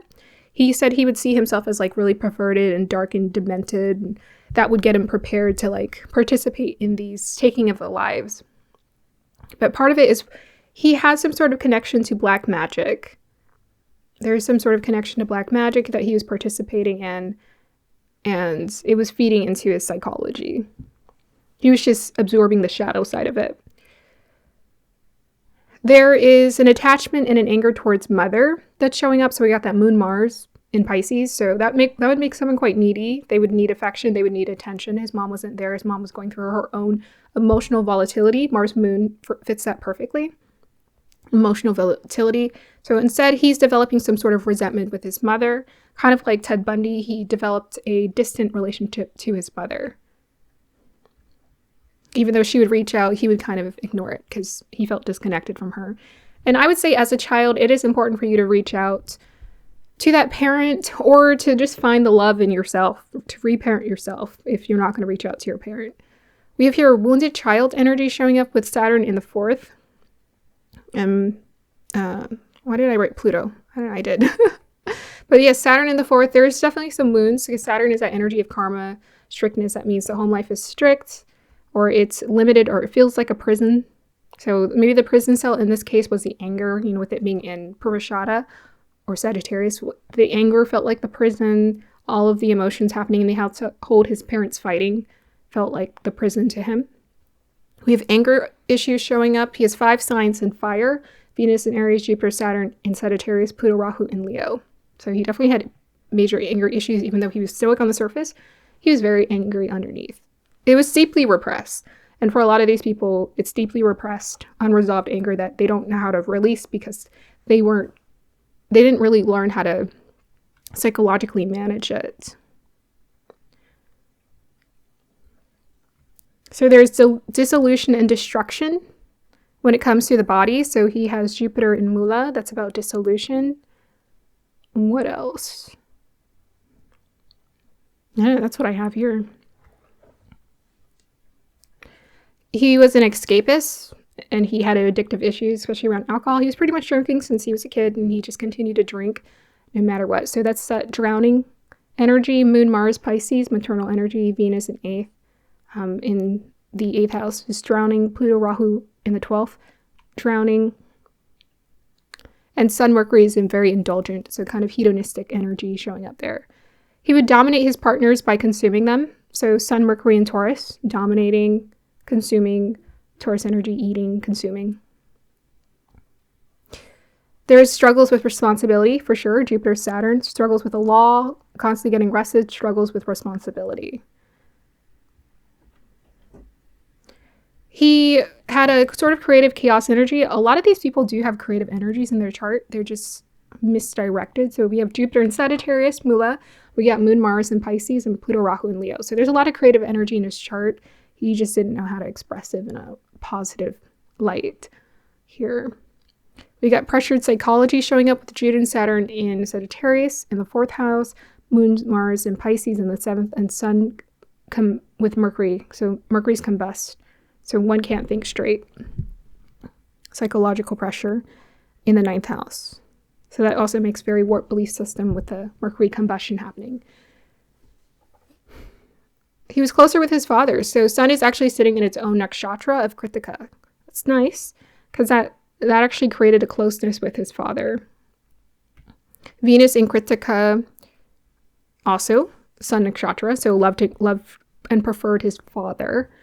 Jupiter, Saturn in Sagittarius, that's a masculine energy and a feminine home sign. So if there's masculine energy showing up in a feminine house, 4th house, more than likely father figure might have more say in the home. In the case of Ed Gain, who had the Sun in Leo in the 5th house, he had Saturn aspecting it. I don't know. Yes, he did. But he had 3 planets in Cancer. A nice stellium in Cancer. And he also had his moon in Scorpio. So that's why he was closer with the mother, because he had that feminine energy showing up repeatedly in his chart. And Sun was in Magha, which is K2 ruled and creates a disconnect with the father. So like his father, he's very similar to his father. Kritika is this energy. He had like a mad scientist energy. So Sun in Kritika is like a chef, somewhat of a chemist like his father. So he was chemisting when it came to his belief systems around his lovers here. Dahmer experimented with necrophilia, chemical sedation, preservation techniques, using chemicals, heats to transform parts. He lived out his dark fantasies. Mars, Moon, and Pisces, dark fantasies in the 7th house. Dark fantasies with partners. Cannibalism, body, beauty focus, that's a Virgo ascendant energy. So Chitra is like pretty pictures. He took pictures. He liked pictures of the dark stuff he liked. Sun in Taurus, Kritika.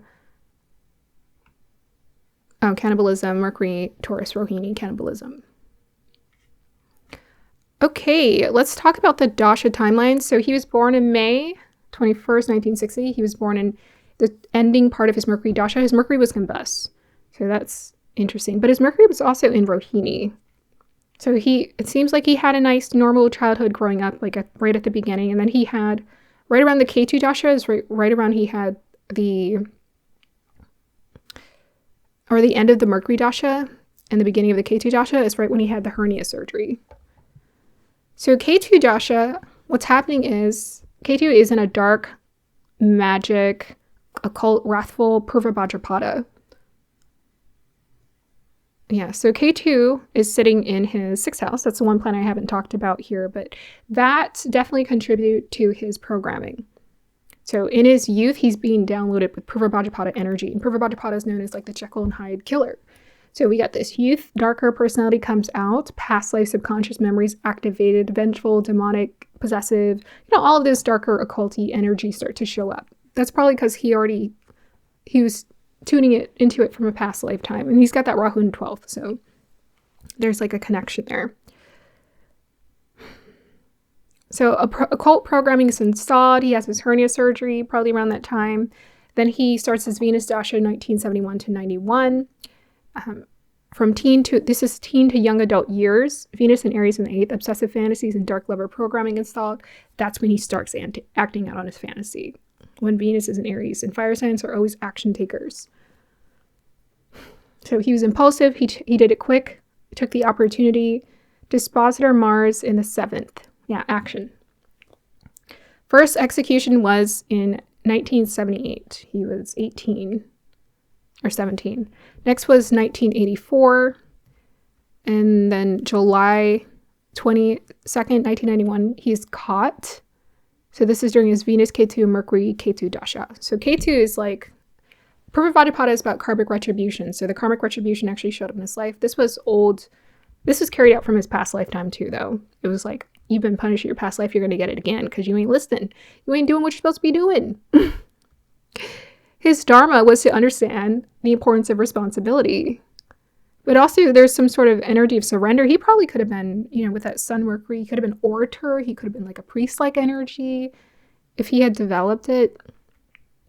So during his Sun Dasha from 1991 to 97, this is when he died, in a suddenly violent way on November 24th. So that's Scorpio season. Yeah, the Scorpio season. Sun Kritika Dasha at the age of 34.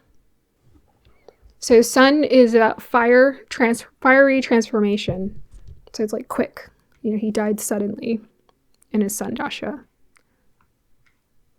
So this is my wrap-up notes for Jeffrey Dahmer. From observing Jeffrey's chart, it seems apparent that he was a serial executioner in his past life and had an opportunity to redirect. His darker mindset was installed in K2 representative of past life Dasha, which is the occult, black magic, wrathful, shadow side of Purvabhadrapada. He utilized his DNA programming talents and reasonings to accomplish this. His father was a detached chemist with deep emotions under the surface. His mother was a healer counselor who exhibited emotional instability. So he inherited his parents' karma for sure, and we're always cleansing in the lineage, in the family line. He appeared to inherit underlying anger issues and emotional dysfunction from both parents. His way of possessing his lovers through cannibalism was a way for him to make up for his parents' volatile split.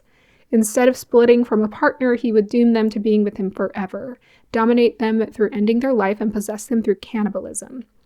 He was heavily influenced by occult black magic, which is a faulty system.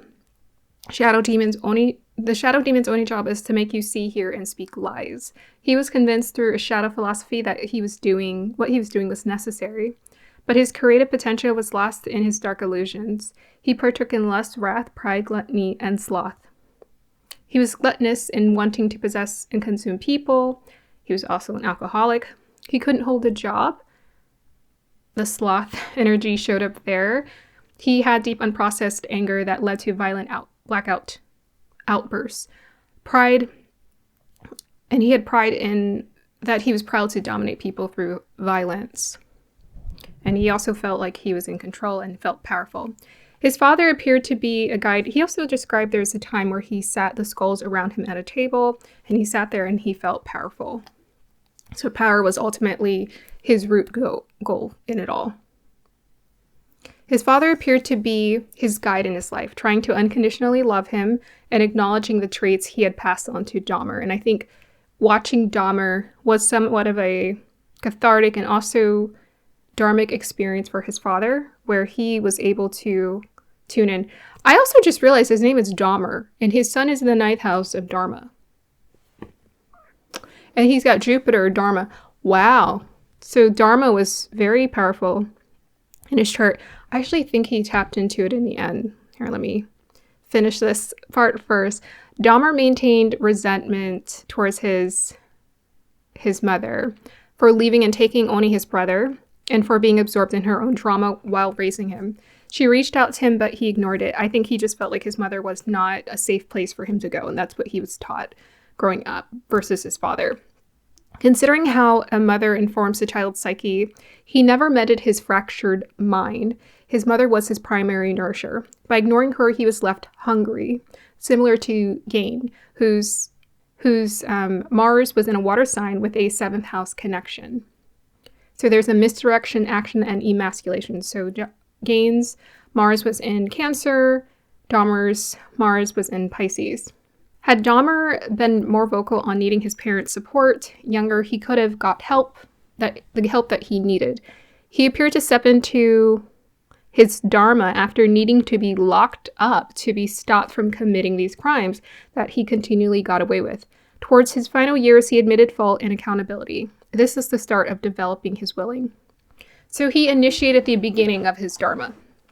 That's what he ended up doing. He died in his sun dasha. He died in his dharma dasha. Isn't that interesting?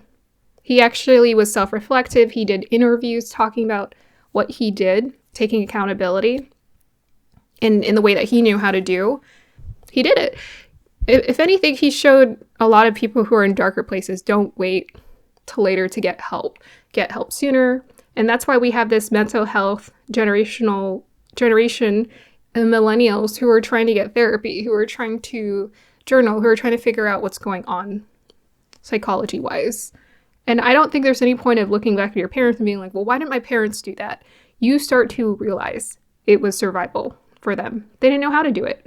And you'll even learn that their parents were even worse. Usually.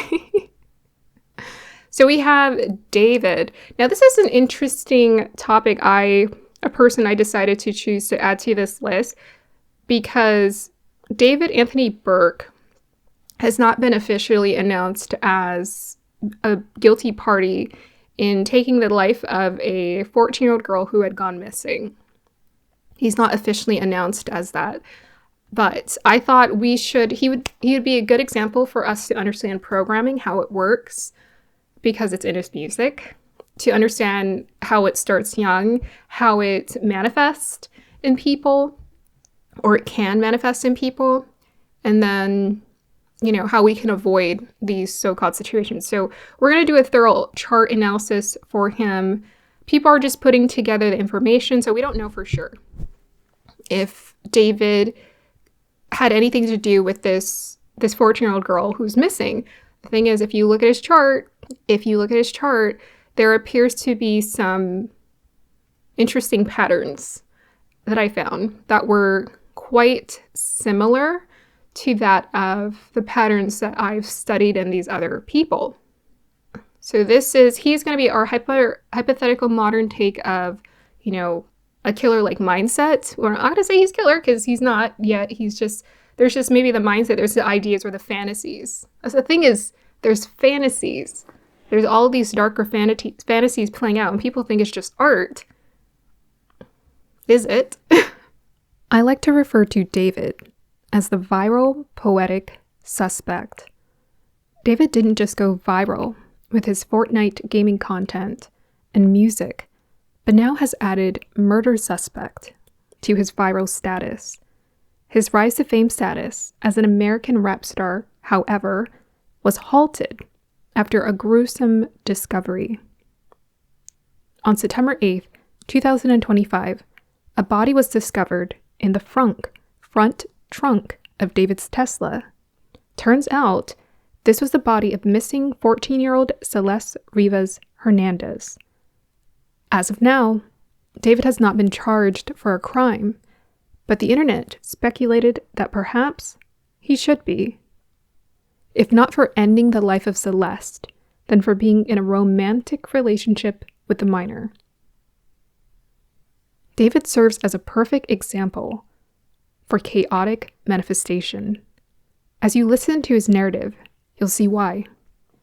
David Anthony Burke was born on March 28, 2025 in Queens, New York.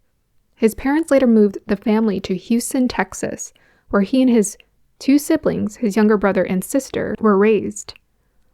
While New York gives off an energy signature of one who is tough, resilient, and a colorful empire-building entrepreneur, Texas holds the flavor of spice, determination, and entrepreneurial expansion. Energy signature is apparent in David's chart. Basically, David carries the combo of Jay-Z and Beyonce. David grew up Christian and has openly spoken about it on TikTok. He shared his spiritual insights. In some videos, he points out specific scriptures to his followers. In an interview with Astrophy magazine, he said, "I get my personal power from God for sure. I'm a heavy believer in the Christian faith." Prior to age 13, David stated that he had only listened to gospel music. His music videos often feature spiritual and religious symbology. David was homeschooled from 8th grade till high school graduation, a significant period where he started to use his creative abilities to make Fortnite montages that he would upload to YouTube and monetize. At the time, his friends were really into the newest games. David described the internet as his true home and a source for his music, where he would write about experiences he hadn't yet had. Feeling isolated, he would live vicariously through the experiences of his online friends and the content he consumed. His videos went viral thanks to the help of the algorithm and using popular songs. Then, due to copyright claims for the music he used, he stopped receiving revenue.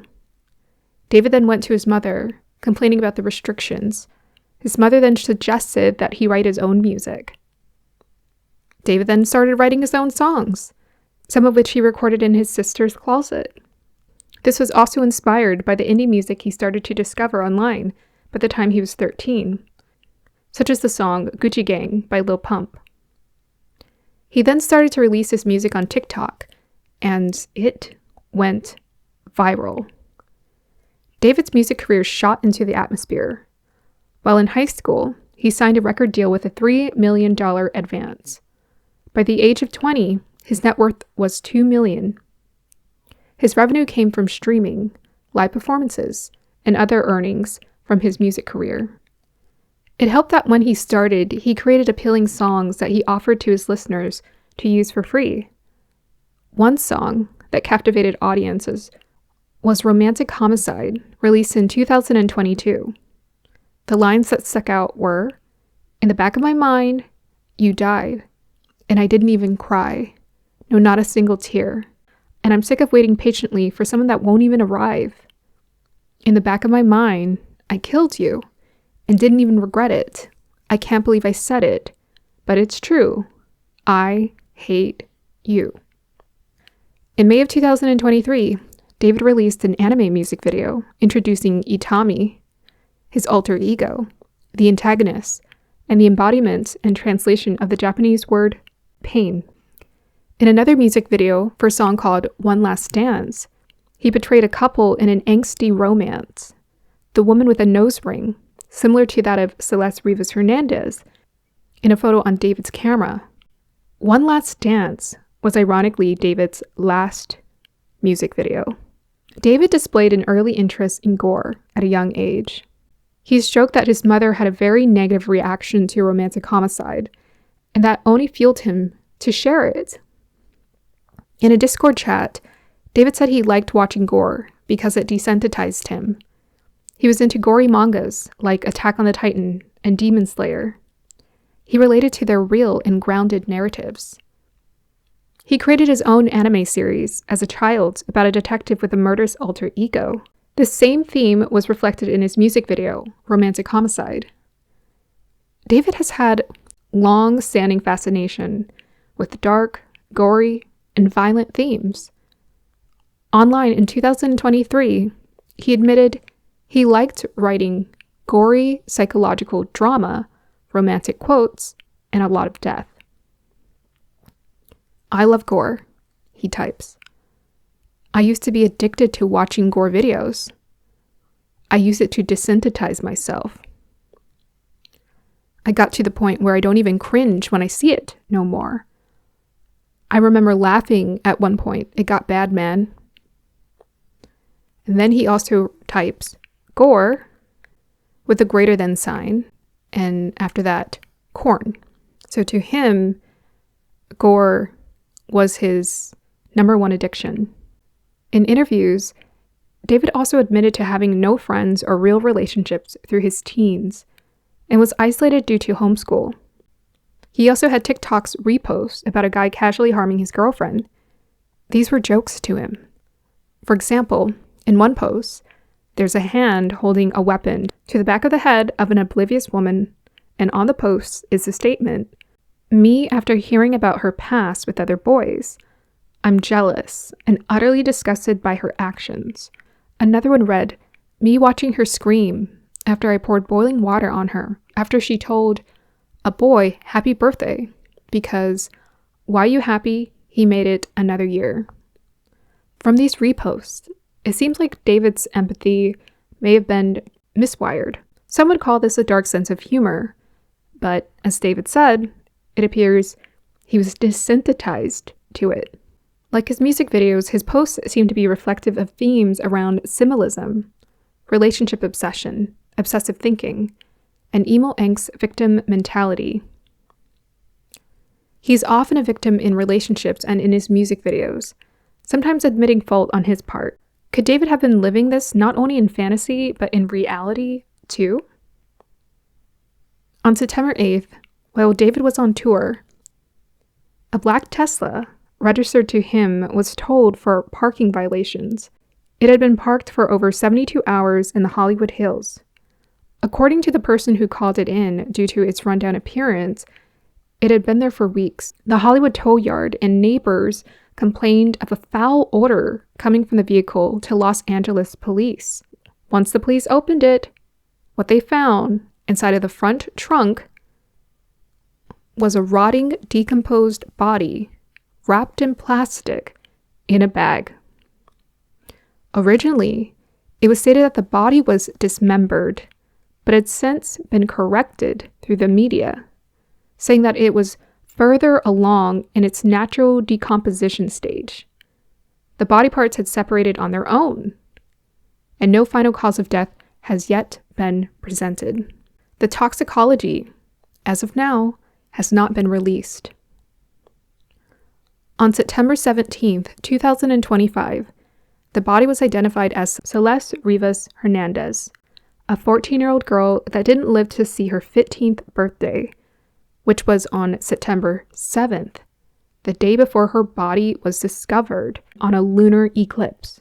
Celeste's identity was revealed around the partial solar eclipse. After the body was identified, a full investigation was launched and David's tour was officially canceled. From what the private investigator Steve Fisher has shared online, the last sighting of Celeste Rivas Hernandez was in the month of January of 2025. Interestingly enough, that's when the last picture showed up on David's camera. And soon after, in February of 2025, David had rented a red Tesla. Presently, David has not been charged for any crime according to the LAPD.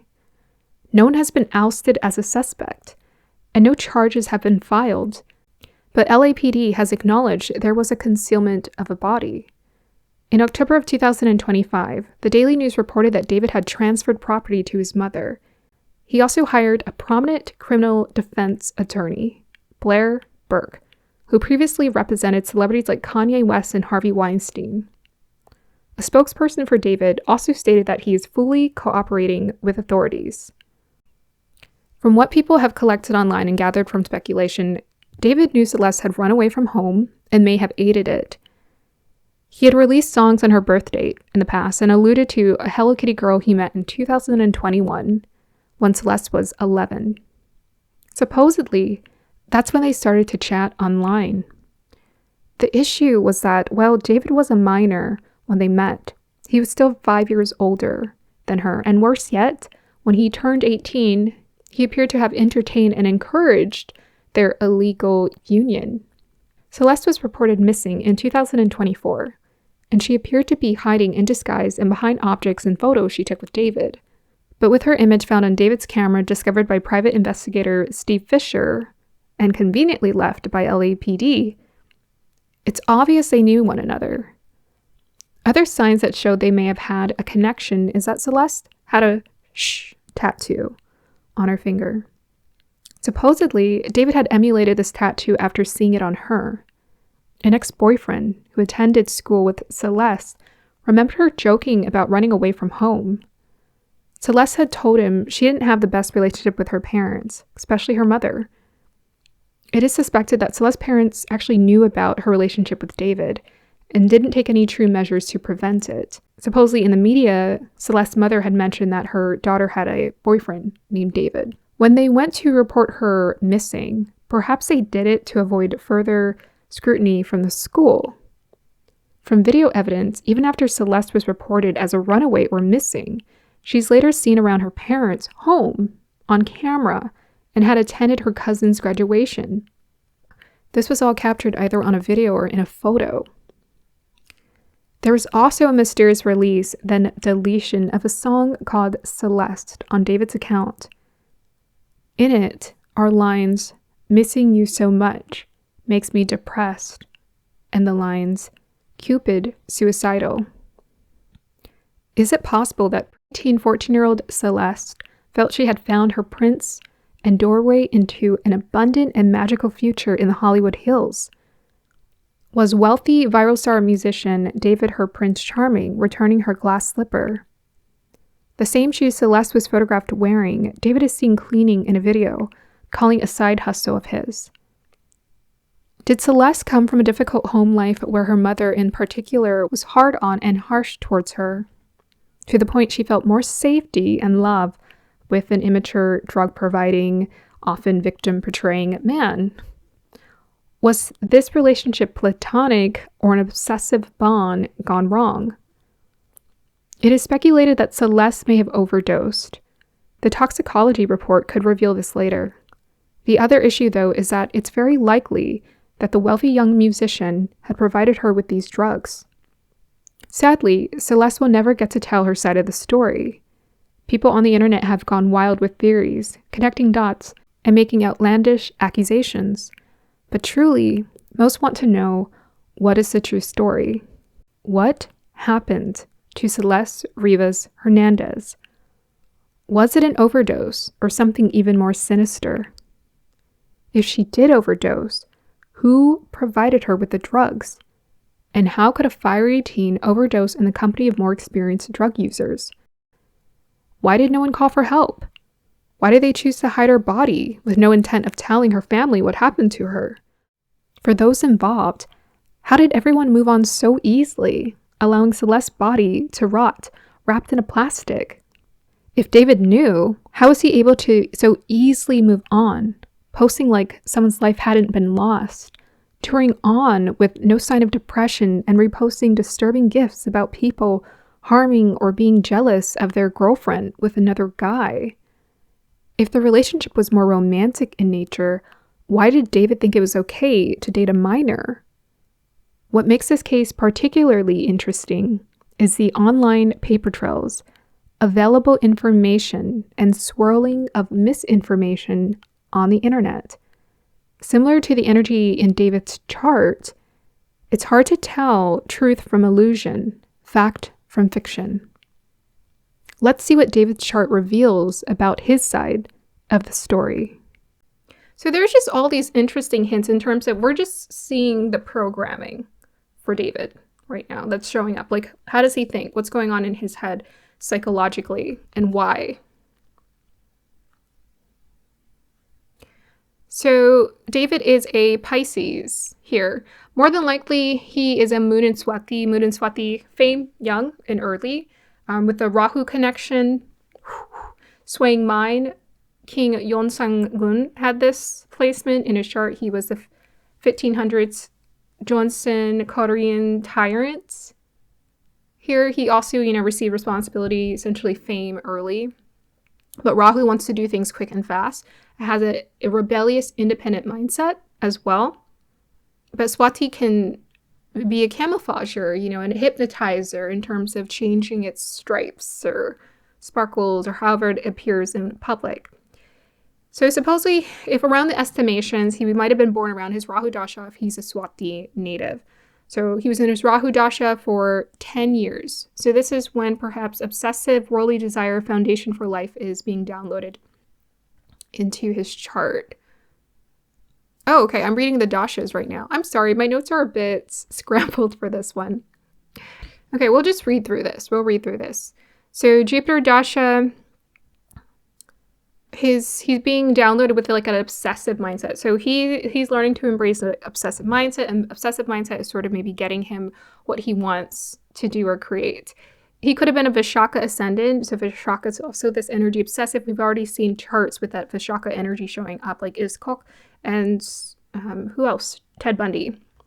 So we know that that can also show up in someone's chart in terms of making them obsess about these darker fantasies. So Jupiter Dasha then starts. This is what he's in right now. Jupiter Dasha 2015 to 2031. So what's interesting to note, he has a huge stellium in Pisces. So this is where Saturn and Neptune is transiting right now. Early on in the year, around February, there was a lineup of a bunch of planets in Pisces.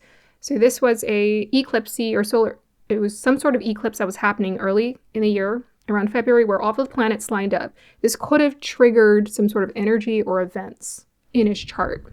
So Jupiter, Venus Dasha, this is where he's at right now, suspected to have met an underage girlfriend, and her life was taken. Jupiter, Venus.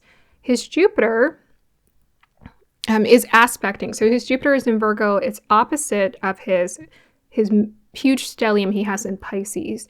Jupiter is in Asa Nakshatra, and it's retrograde. So 12th from the moon, there might be some loss or confusion about mindset. His Jupiter is also noted to be conjunct Ketu. This is kind of creating a cult leader energy. This is someone who wants a big presence, who comes with that big presence from a past life, and who has these like strong belief systems, and they attract followers. Right? TikTok famous followers. So Pluto in Sagittarius and Mula Nakshatra. Mula Nakshatra is a black magic occult sign. It's at 0 degrees. It's the lowest in his chart.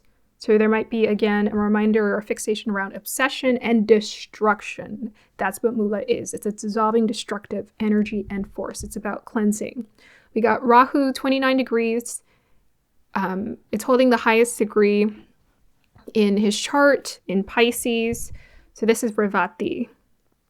So imagination, fantasy energy is strong. Moon in Swati, mood swings. Venus, Sun, Mercury, Rahu. Stellium in Pisces. Venus carries the lowest degree at 12.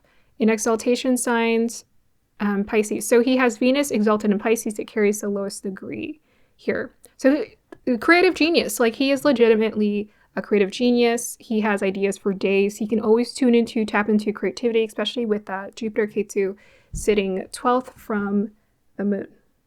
So a lot of strong creative energy. I think it's also the Pisces energy, Virgo energy, and Sagittarius energy are dual energy. So this is about someone who can have a public persona and then a personal persona. They're a different person. So there's a bit of a Jekyll and Hyde energy going on here.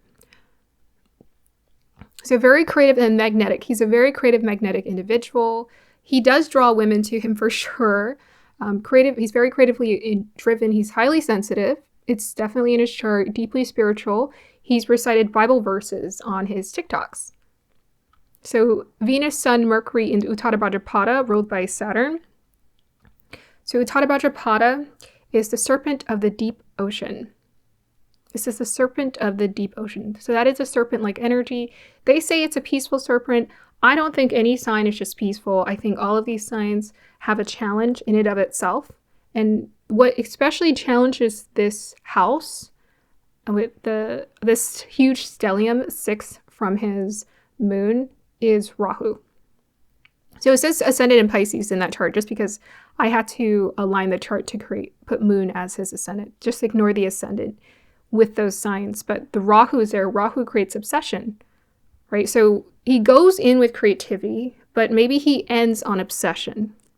Like, he ends up like really obsessed with his concepts and ideas and having to relive it and experience it. And, you know, that creates a sort of ritualistic energy of someone who wants to experience these fantasies that they have. But the thing is, you see his music videos. These fantasies aren't like, some of them maybe are playful, but some of these are really dark fantasies that he's playing out in his music videos. And people are like, well, it's just art. And I have to say, as an artist, it's not just art. Okay, when I was depressed, I created a lot of great work, depressing work. And, once I let that go, I was able to move on. After that, I kind of wanted more color in my life, to be honest. So Uttara Prajapada also creates pressure. It is ruled by Saturn. So Serpent of the Deep, Jekyll and Hyde, someone can be calm and yet destructive. So often he would have a very fun, outgoing, maybe Moon and Swati personality, and then he could also be quite calm. He sounded quite calm. He sounded quite articulate, very intelligent. That's what he sounded like. He has a Mercury combust the sun. So sometimes people aren't thinking right, and his Mercury is debilitated there. So sometimes people just aren't thinking right in terms of what they're doing. He often had and came off as a martyr in his music videos. Depression, martyr, self-pity, identifies with suffering. There's vengeance themes. There's like houses inflamed on fire. There were deaths happening, lives ending. There's this sort of rebellious energy which Swati can give up, and Rahu as well. He has that rebellious energy. And because of that heavy Pisces stellium, this can create someone who's very needy and who is unwilling to dissolve their detachment. So they become highly codependent.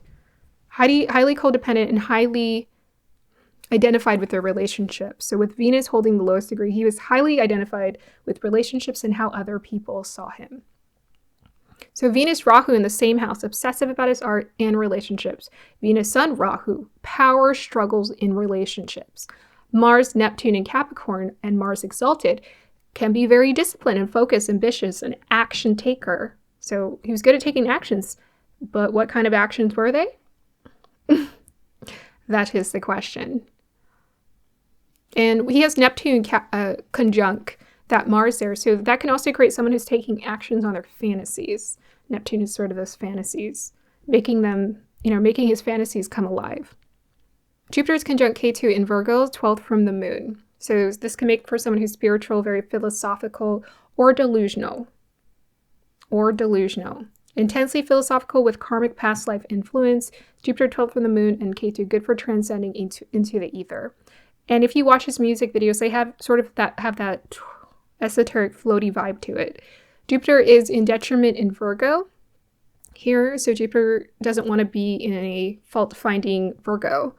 So there's a fault-finding philosophy. That might also be that his philosophy is like turned upside down here. Without the soul that's doing the deeper internal work, the philosophy is always going to be upside down. But in detriment, his philosophy would be to find fault in others, something or to find fault in it, perhaps. And it can also make someone materially driven. So Jupiter in Asta is actually a moon-ruled nakshatra. So that brings this connection to imagination and maybe even obsessive thinking, obsessive psychology. So again, a lot of these people that we've looked at, whose charts we've looked at, there's a connection of moon or Ketu, moon or Rahu, moon or Mars. So there's something that's affecting the psychology of the way that they're thinking. So perhaps he sought external validation versus a deep internal change, but that can also create confusion for him where he's like seeking some sort of external validation and success, but he's not happy, right? It's like, okay, I'm seeking the success, I'm doing all these things, and it seems like I have a natural talent or knack for manifesting things with this earth signs energies, but why is it I don't feel happy? Why am I still kind of depressed even though I'm famous? There might have been some sort of conflict he was struggling with there. Jupiter is in detriment in Virgo. Jupiter in Virgo, one is disciplined with learning. Jupiter in Asta ruled moon, 12th from the moon, secretive, private, and he had the shush taktu with Celeste. So private. Makes someone very private. We got Mercury is debilitated, combusts with Sun. Sun, ego, self, soul, leads mental confusion, mind gets overwhelmed. So he was pursuing understanding or learning about himself, but then the mentality would follow. But Mercury in Pisces creates a very artistic, abstract mind. So it's really good for art. He has that Van Gogh energy. So Van Gogh, I think, had a Sun, Venus, Mercury conjunction in Pisces as well. So just great for art in general and creativity. He's got Saturn and Gemini in Purnavasu, ninth for the moon, can make one dogmatic or strict in certain concepts, can create a blockage around focusing on positivity, cycles of faith followed by despair. It can give someone maternal karmic patterns to break through. Saturn in the ninth, indicator of father as well, shows that both parents share similar karmic patterns. Yeah, so it looks like his Saturn in Purnavasu, what's interesting, I mean, it's ninth from the moon. Hitler had, was it Saturn? He had his Saturn in the 10th house. He had Rahu in Purnavasu, so a little bit different. But Purnavasu is that returning of light. You got a malefic there. It makes the energy a bit confusing and maybe a bit more controlling and maybe more resistant towards trying to overcome karmic patterns. So maybe there's something about learning how to overcome karmic patterns that he was resisting psychologically. It had to do with his psyche in that Gemini energy. And nourishment too. It might actually be possible that the nourishment that he was given in the home was quite strict. Maybe around his mother, or maybe a little distant. That Saturn Gemini energy is giving me a little bit distant, especially Mars, fourth from the moon. Interesting. We'll never know until we get his food biography. We have Swati, Revati, and Revati focuses on Maya and illusion. So Swati and Revati are both about illusion delusions. One may have a hard time distinguishing between fact or fiction. Quite possible that David had a hard time distinguishing between fact and fiction as far as the actions he would take sometimes in the real world, because he's very good at manifesting. But with that Van Gogh energy, that can create a lot of confusion around the psyche, or one's just like, what's real? And I heard he took drugs. So it's like, especially if one is addicted to drugs, one's going to definitely fall into those negative, addictive, delusional patterns, just like Van Gogh did. So that wouldn't help if he was on drugs or taking drugs from time to time for fun. So he has Uranus in Aquarius, Shatapishak. This is a very rebellious energy and a futuristic mind-like energy. Virtual reality he uses in his anime and his storytelling and his videos. One may see life as a virtual reality game to master or manipulate. Yeah.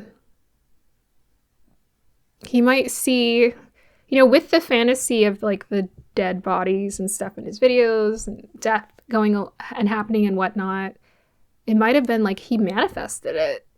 It's quite possible. It is quite possible that that's what ended up happening. So with Saturn in a water sign in Purnavasu and a stellium in Pisces, very emotional, one may feel victimized or morally disconnected and rationalize harmful actions. His music was very melancholic. He had a song called Romantic Homicide. So the Jupiter K2 is a cult leader energy vibes. Eat, Pray, Love author Elizabeth Gilbert, who assisted her girlfriend's drug relapse and had fantasized about killing her and ending her girlfriend's life, also had this conjunction. One may see themselves as a prophet or divinely chosen to put judgment on people and decide whether people stay or go. So that's that K2. It's like, I decide whether you stay or whether you go. Uranus and Shatapishak, I decide whether you stay or whether you go. David's son, like maybe, let's say his girlfriend wanted to leave, right? He's like, no, you're not leaving me. That's all he had to say, and whoosh, all heck would break loose. Jupiter K2 in Libra. Also, David's son is Sun Rahu in Pisces also supports sex. So that kind of gives them a megalomania mindset. Like, no. I get to have what I want by the end of the day. And if I don't want you to leave, you don't get to leave. With that Pisces energy, that could also make someone, emotionally manipulative if he wanted to use that. It could make someone emotionally manipulative to the point where he could get someone to agree with partaking in this experience with him if he wanted to. He could convince them. He could say, you know what? I'm a successful singer. And this happened. And it wasn't right. It was a sacrifice, or it was wrong, and I regret it. But in order for me to continue with my life, I have to believe that God forgives me. We're going to put this body away. We're going to move on, and we're going to live a good life for her. It could be as dark as that. Like, that's how Jupiter K2 works, where people are just like, they can convince and hypnotize. Asta's like that hypnotizing energy. They can hypnotize themselves into being like, this is a great idea. Like, he could convince himself easily. It's okay. God will forgive me. We'll be fine. If my fans continue to support me, that will be a sign that I'm on the right path and that I didn't do anything wrong. So he had a past life, more than likely, as being a writer. That's why he's gifted with that Jupiter K2 in Virgo. Past life of being a writer, anything to do with Mercurian using his voice or communication. He could have been great with. K2 is sitting in Chitra as well. That's like an architectural energy. Someone's very good at designing things. And he has a way of just tapping into music and words so effortlessly, and uses a lot of strong spiritual imagery in his music videos. Sun in the 6th, conjunct Mars and Rahu. Power struggle with a father, power struggle in general. So yeah, we got malefics sitting with benefics, but the malefics are taking over Mercury's neutral. Oh, well, why did I say Mars? Yeah, I don't know. Well, Mars is in the 4th house. That was my mistake. But yeah, the Sun Rahu could create power struggles. So we got 2 malefics, 1 neutral, and 1 benefic. Yeah. So Celeste actually has an interesting stellium, a Leo stellium in her chart with the Sun Venus ruled nakshatra Pura Falguni. So Pura Falguni's strong focus on relationship. There's usually heavy Dharma karma around relationship dynamics. So she's bound to experience some sort of power struggles in relationships and have a strong attachment issues. This can attract very possessive partners. So usually people born around that time, in that Leo portion, they can attract possessive partners. So this is my wrap up for David. David's chart exemplifies immense creative talent, heightened emotion processing, the glamour of fame seeking and attention seeking, and a theme around delusion and Maya. With a Jupiter K2 in Virgo, 12 from the moon opposite of the stellium in Pisces, 6 from the moon, he exhibits cult-like magnetism, symbology splashed all over his work. Considering many of David's songs involve a teen angst of emo energies, it is clear that underneath the surface he exhibits a lack of maturity. And he's only 20. He is a powerful, chaotic manifester, is what I wrote. The reason why I wrote that is because it came in the form of fame. You know, people say, well, I'm a really good manifester because I get to get what I want. You never want to get whatever you want. You don't want the ego to get what it wants. It's gluttonous. And he's got Rahu with the largest degree here at 29. The ego is gluttonous. It's never enough in terms of what it's consuming. It wants to consume infinite energies here. So you don't want to, you want things to come in steady and slow, honestly. But he's a powerful, chaotic manifester. His exalted Mars pushing him into action anytime he wants to achieve something. The issue is that he is manifesting straight from the ego. His dream world also and his reality world would come together quite powerfully, but perhaps with very little discernment. It is probable that the success has contributed to an underlying condition of suppressed resentment. People always fall under the luciferic dream that more outer success and status will equate to inner fulfillment, but it doesn't. His underage girlfriend also had an active chart. She had a stellium in Leo, Sun, Moon, Mercury, and I said Mars, Venus conjunction. Okay, Sun, Moon, Mercury in Leo, Mars, Venus conjunction in Chitra, Leva, Saturn in Virgo with Jupiter, Uranus conjunction opposite in Uttara Bhadrapada, the serpent of the deep. So they actually did have some chemistry showing up in their chart with that Chitra energy, or the Libra energy showing up in the chart. They somewhat aligned there. And more than likely, maybe he had a stellium in the 5th house, right? So that would make him a Scorpio ascendant. Well, that would be interesting. Or maybe looking at it. So maybe it would be in the 11th house. So that would make him a Taurus ascendant. That might be more fitting for him. He also had a tight Pluto-Rahu conjunction in Sagittarius. Her and David had similar nakshatras as well. Celeste's chart appears to be explosive in its own sense. She was a very passionate and impulsive individual. Presently, David has not yet been charged for any crime according to the LAPD, but he is a suspect, and the LAPD has acknowledged there was a concealment of a body.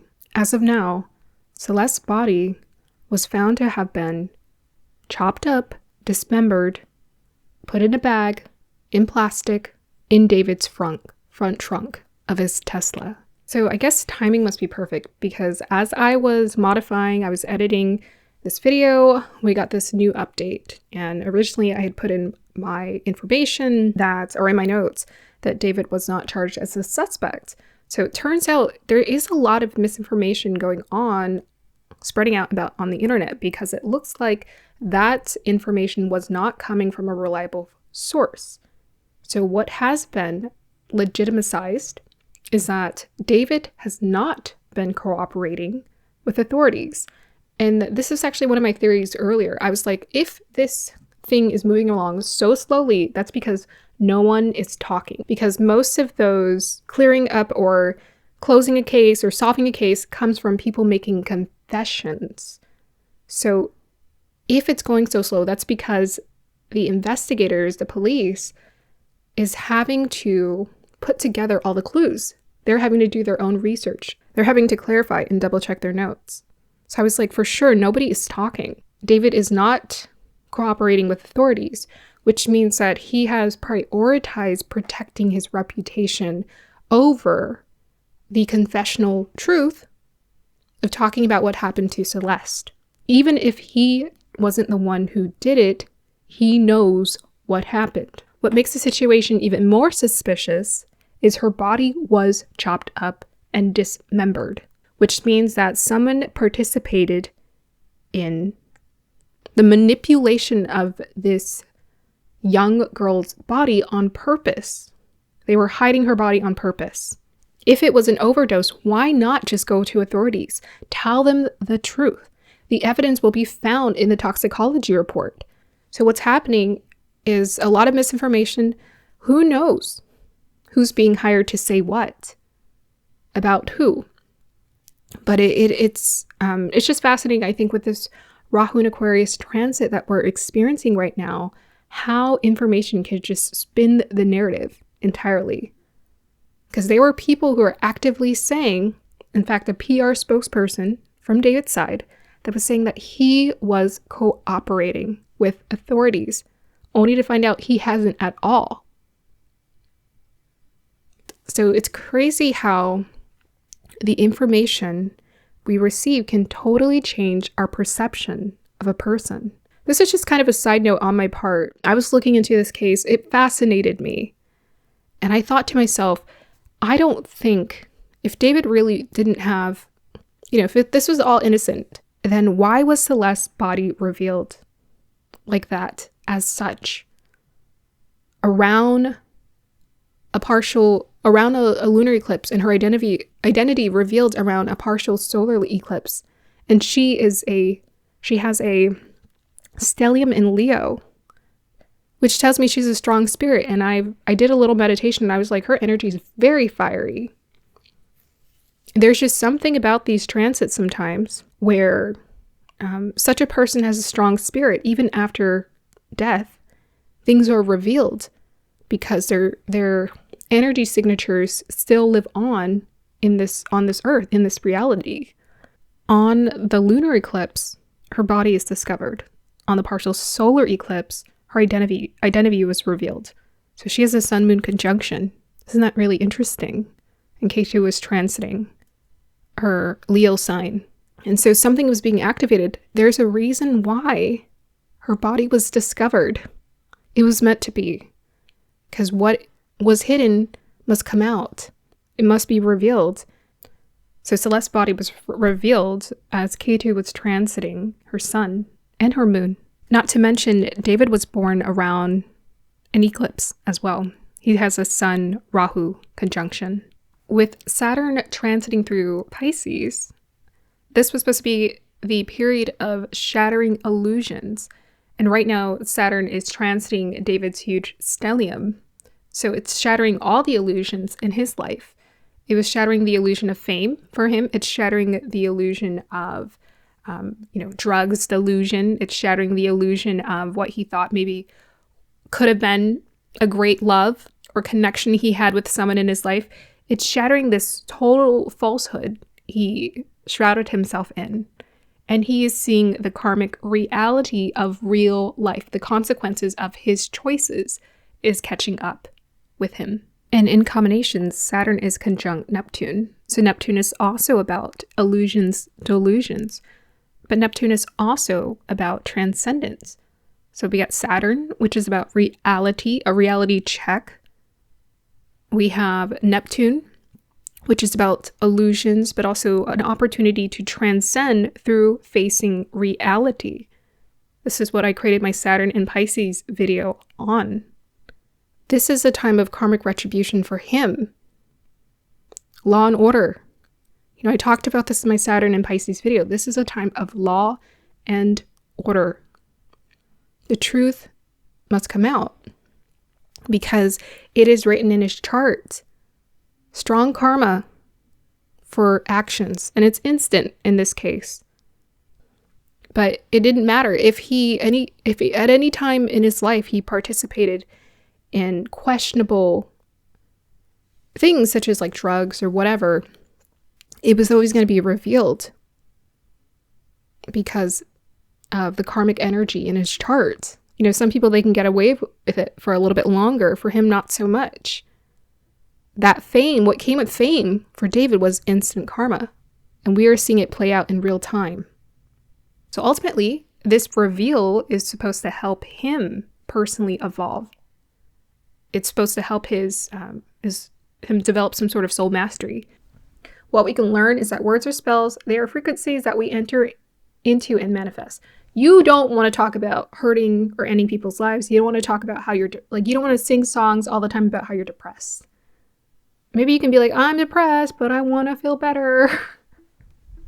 Because it's programming.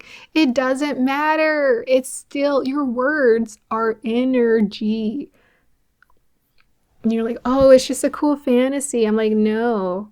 Depressive videos, emo music creates a depressive state psychologically.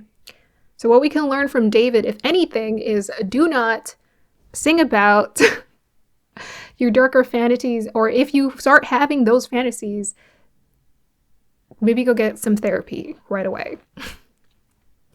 And I think his mother, maybe his teacher or something, was concerned early on. Maybe that was part of why his mother decided to homeschool him, because he was into gore from an early age. Talking about this stuff, I don't know if he was drawing it. And maybe they're thinking, oh, he's a boy. Boys are always into gore. But you have to understand that this is a matrix, right? So we always have the shadow demons whispering things into our ears and telling us this is a great idea. And the ones who are going to be the most susceptible to this energy is always going to be the masculine energy. It's always going to be boys and men. Every time. They can channel that much stronger. So what you sing or write about, you become, be aware of what you're feeding your subconscious mind. So whether he did it or not, it's a lesson to just not feed your subconscious mind with that kind of energy. A lot of it was talking about how a woman was, or his partner was disappointing him or was hurting him in some way. Oh, you're hurting me, you're hurting me. Yeah, if you victimize yourself enough psychologically, you can be convinced that you are the victim to the point where you hurt someone and you have no remorse. So that's all I'm saying. Whether he did it or not, I don't know anything about that. It's looking like it. His chart definitely, any person's chart could support it. But by the end of the day, I would not go around programming myself consistently with that kind of messaging. Instead of programming yourself with that dark psychology, lean into the antidote. And this is where we come to Beth Thomas. So Beth Thomas' birthday is unknown. I'm just going to use her profile and the information about her. She is known for her 1999 documentary, Child of Rage. She was around the age of 6 years old, and this appeared on HBO Max. Born in the United States, Beth Thomas suffered extreme physical and sexual abuse from her biological father since she was a baby. Her younger brother, Jonathan, and her were soon after adopted by Tim and Julie Thomas, a Christian couple who lived a content life. They had tried for biological kids but weren't able to have them. After her mother died, when she was 1 year old, her biological father was left to neglect and abuse the kids. Her brother sat in his crib in his own urine and feces. He had sores and a misshaped head from lying down and not being held. Beth was sexually violated, physically hurt, and neglected.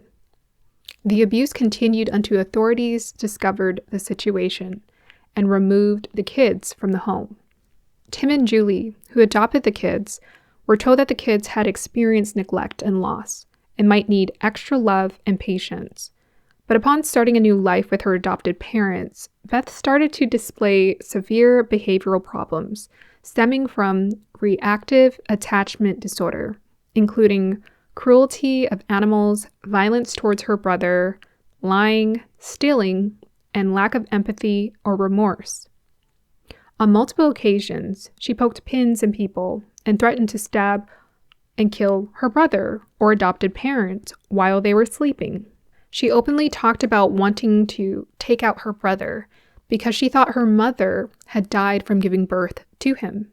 In truth, her mother died when she was 1 year old, and her brother was a half-sibling. Jonathan's mother background is more vague. It's very possible that his mother didn't choose to take care of him. Either way, his father had full custody. Soon after, the bigger reveal came from what Beth had revealed in therapy. Beth received intensive treatment from child psychologist Dr. Connell Watkins in Evergreen, Colorado, who focused on attachment therapy. During her treatment, she did a series of interviews for HBO's Child of Rage documentary where she described her violent urges and lack of emotions. During treatment, they would focus on helping her develop empathy, trust, and attachment.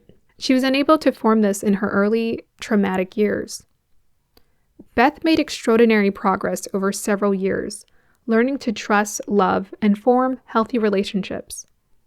After her violent behavior stopped, she was able to rejoin her adopted parents and live a normal life. Beth's baby brother also received therapy over the years. He didn't have violent tendencies, but he responded quickly to a nurturing environment. In adulthood, Beth went on to live a stable and compassionate life. She became a registered nurse and later a nurse practitioner, specializing in helping others heal from trauma, including children who suffered from abuse similar to her. Beth Thomas is now a trauma survivor and an advocate for mental health and child welfare. She has occasionally spoken publicly about her experiences, emphasizing that healing from early trauma is possible with love, structure, and therapy. She leads a quiet life. What Beth's story shows us is that one can heal from trauma and grow into empathy. Nature doesn't decide. Nurturance helps immensely. But in adulthood is where one has to do the emotional heavy lifting. We must choose to both access and use the tools.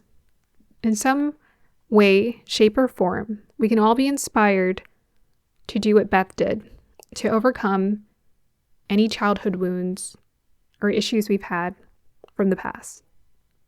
So I thought this was a beautiful story to know that her parents who loved her adopted parents who loved her, wanted to give her all the tools she needed to thrive and to survive. And we've heard there's a lot of adopted stories out there about parents who could see that these kids needed some intensive care, who needed that attention. And I would say in general, when it comes to the parent-child dynamic, it is a partnership, where the parent needs to be present with that kid. You have to understand, if you decide to be a parent, your number one job is to observe that kid, to witness and to be present with that kid, to see what they need. Oh, you need this. Okay, we're going to get you help. We're going to get you a little bit of this. Oh, I can't watch you 24/7. Okay, we're going to get other people to kind of come help so that, mommy can go do other things here. So the child really just needs that. They just need whatever tools. You don't have to be the sole person who gives them all those tools, and you shouldn't be. In the case of Ed Gain, where his mother became his sole pillar in life, that is destructive to a child. They just need the tools so that they can independently create a life. But I think the thing that makes me more proud is that Beth here chose to live a beautiful life, and she chose to pay it forward through the experiences that she had early on. She made that choice, and as an adult, that takes free will here. But as the child, they don't really know, they don't understand their willpower at that time. So at first they think they're doomed. She was angry. The cool thing what's great about it is I think she was put in a safe environment where she felt safe to talk about what she was going through, what she was thinking, what she was experiencing. And I think that's what helped a lot. I think a lot of these people who grew up in these environments, they didn't feel safe to share all of those vulnerabilities because perhaps they thought that their parent would not understand them. And if you have a parent who goes and they look at you and they say, "Are you okay? Do you want to talk?" That is the biggest gift a child can have, is a parent who says, "How are you doing? Are you okay? How are you doing? Are you okay? Do you want to talk about anything?" Talk to your parents. And the beautiful thing is that most of those parents, by the end of the day, they do know how to unconditionally love. They do know how to just appreciate you for who you are and how you are. And even if they don't understand, sometimes we think our parents are going to be reactive, they're going to panic, they're not going to understand. But to be honest, to be frank, to be open is the best thing. So be honest with your family, let them really know, even if they don't understand, just let them know how you're really feeling. Thank you for joining me for part 3 of The Monster Inside. I look forward to ending the series with part 4. Have a great day or evening whenever you're watching this.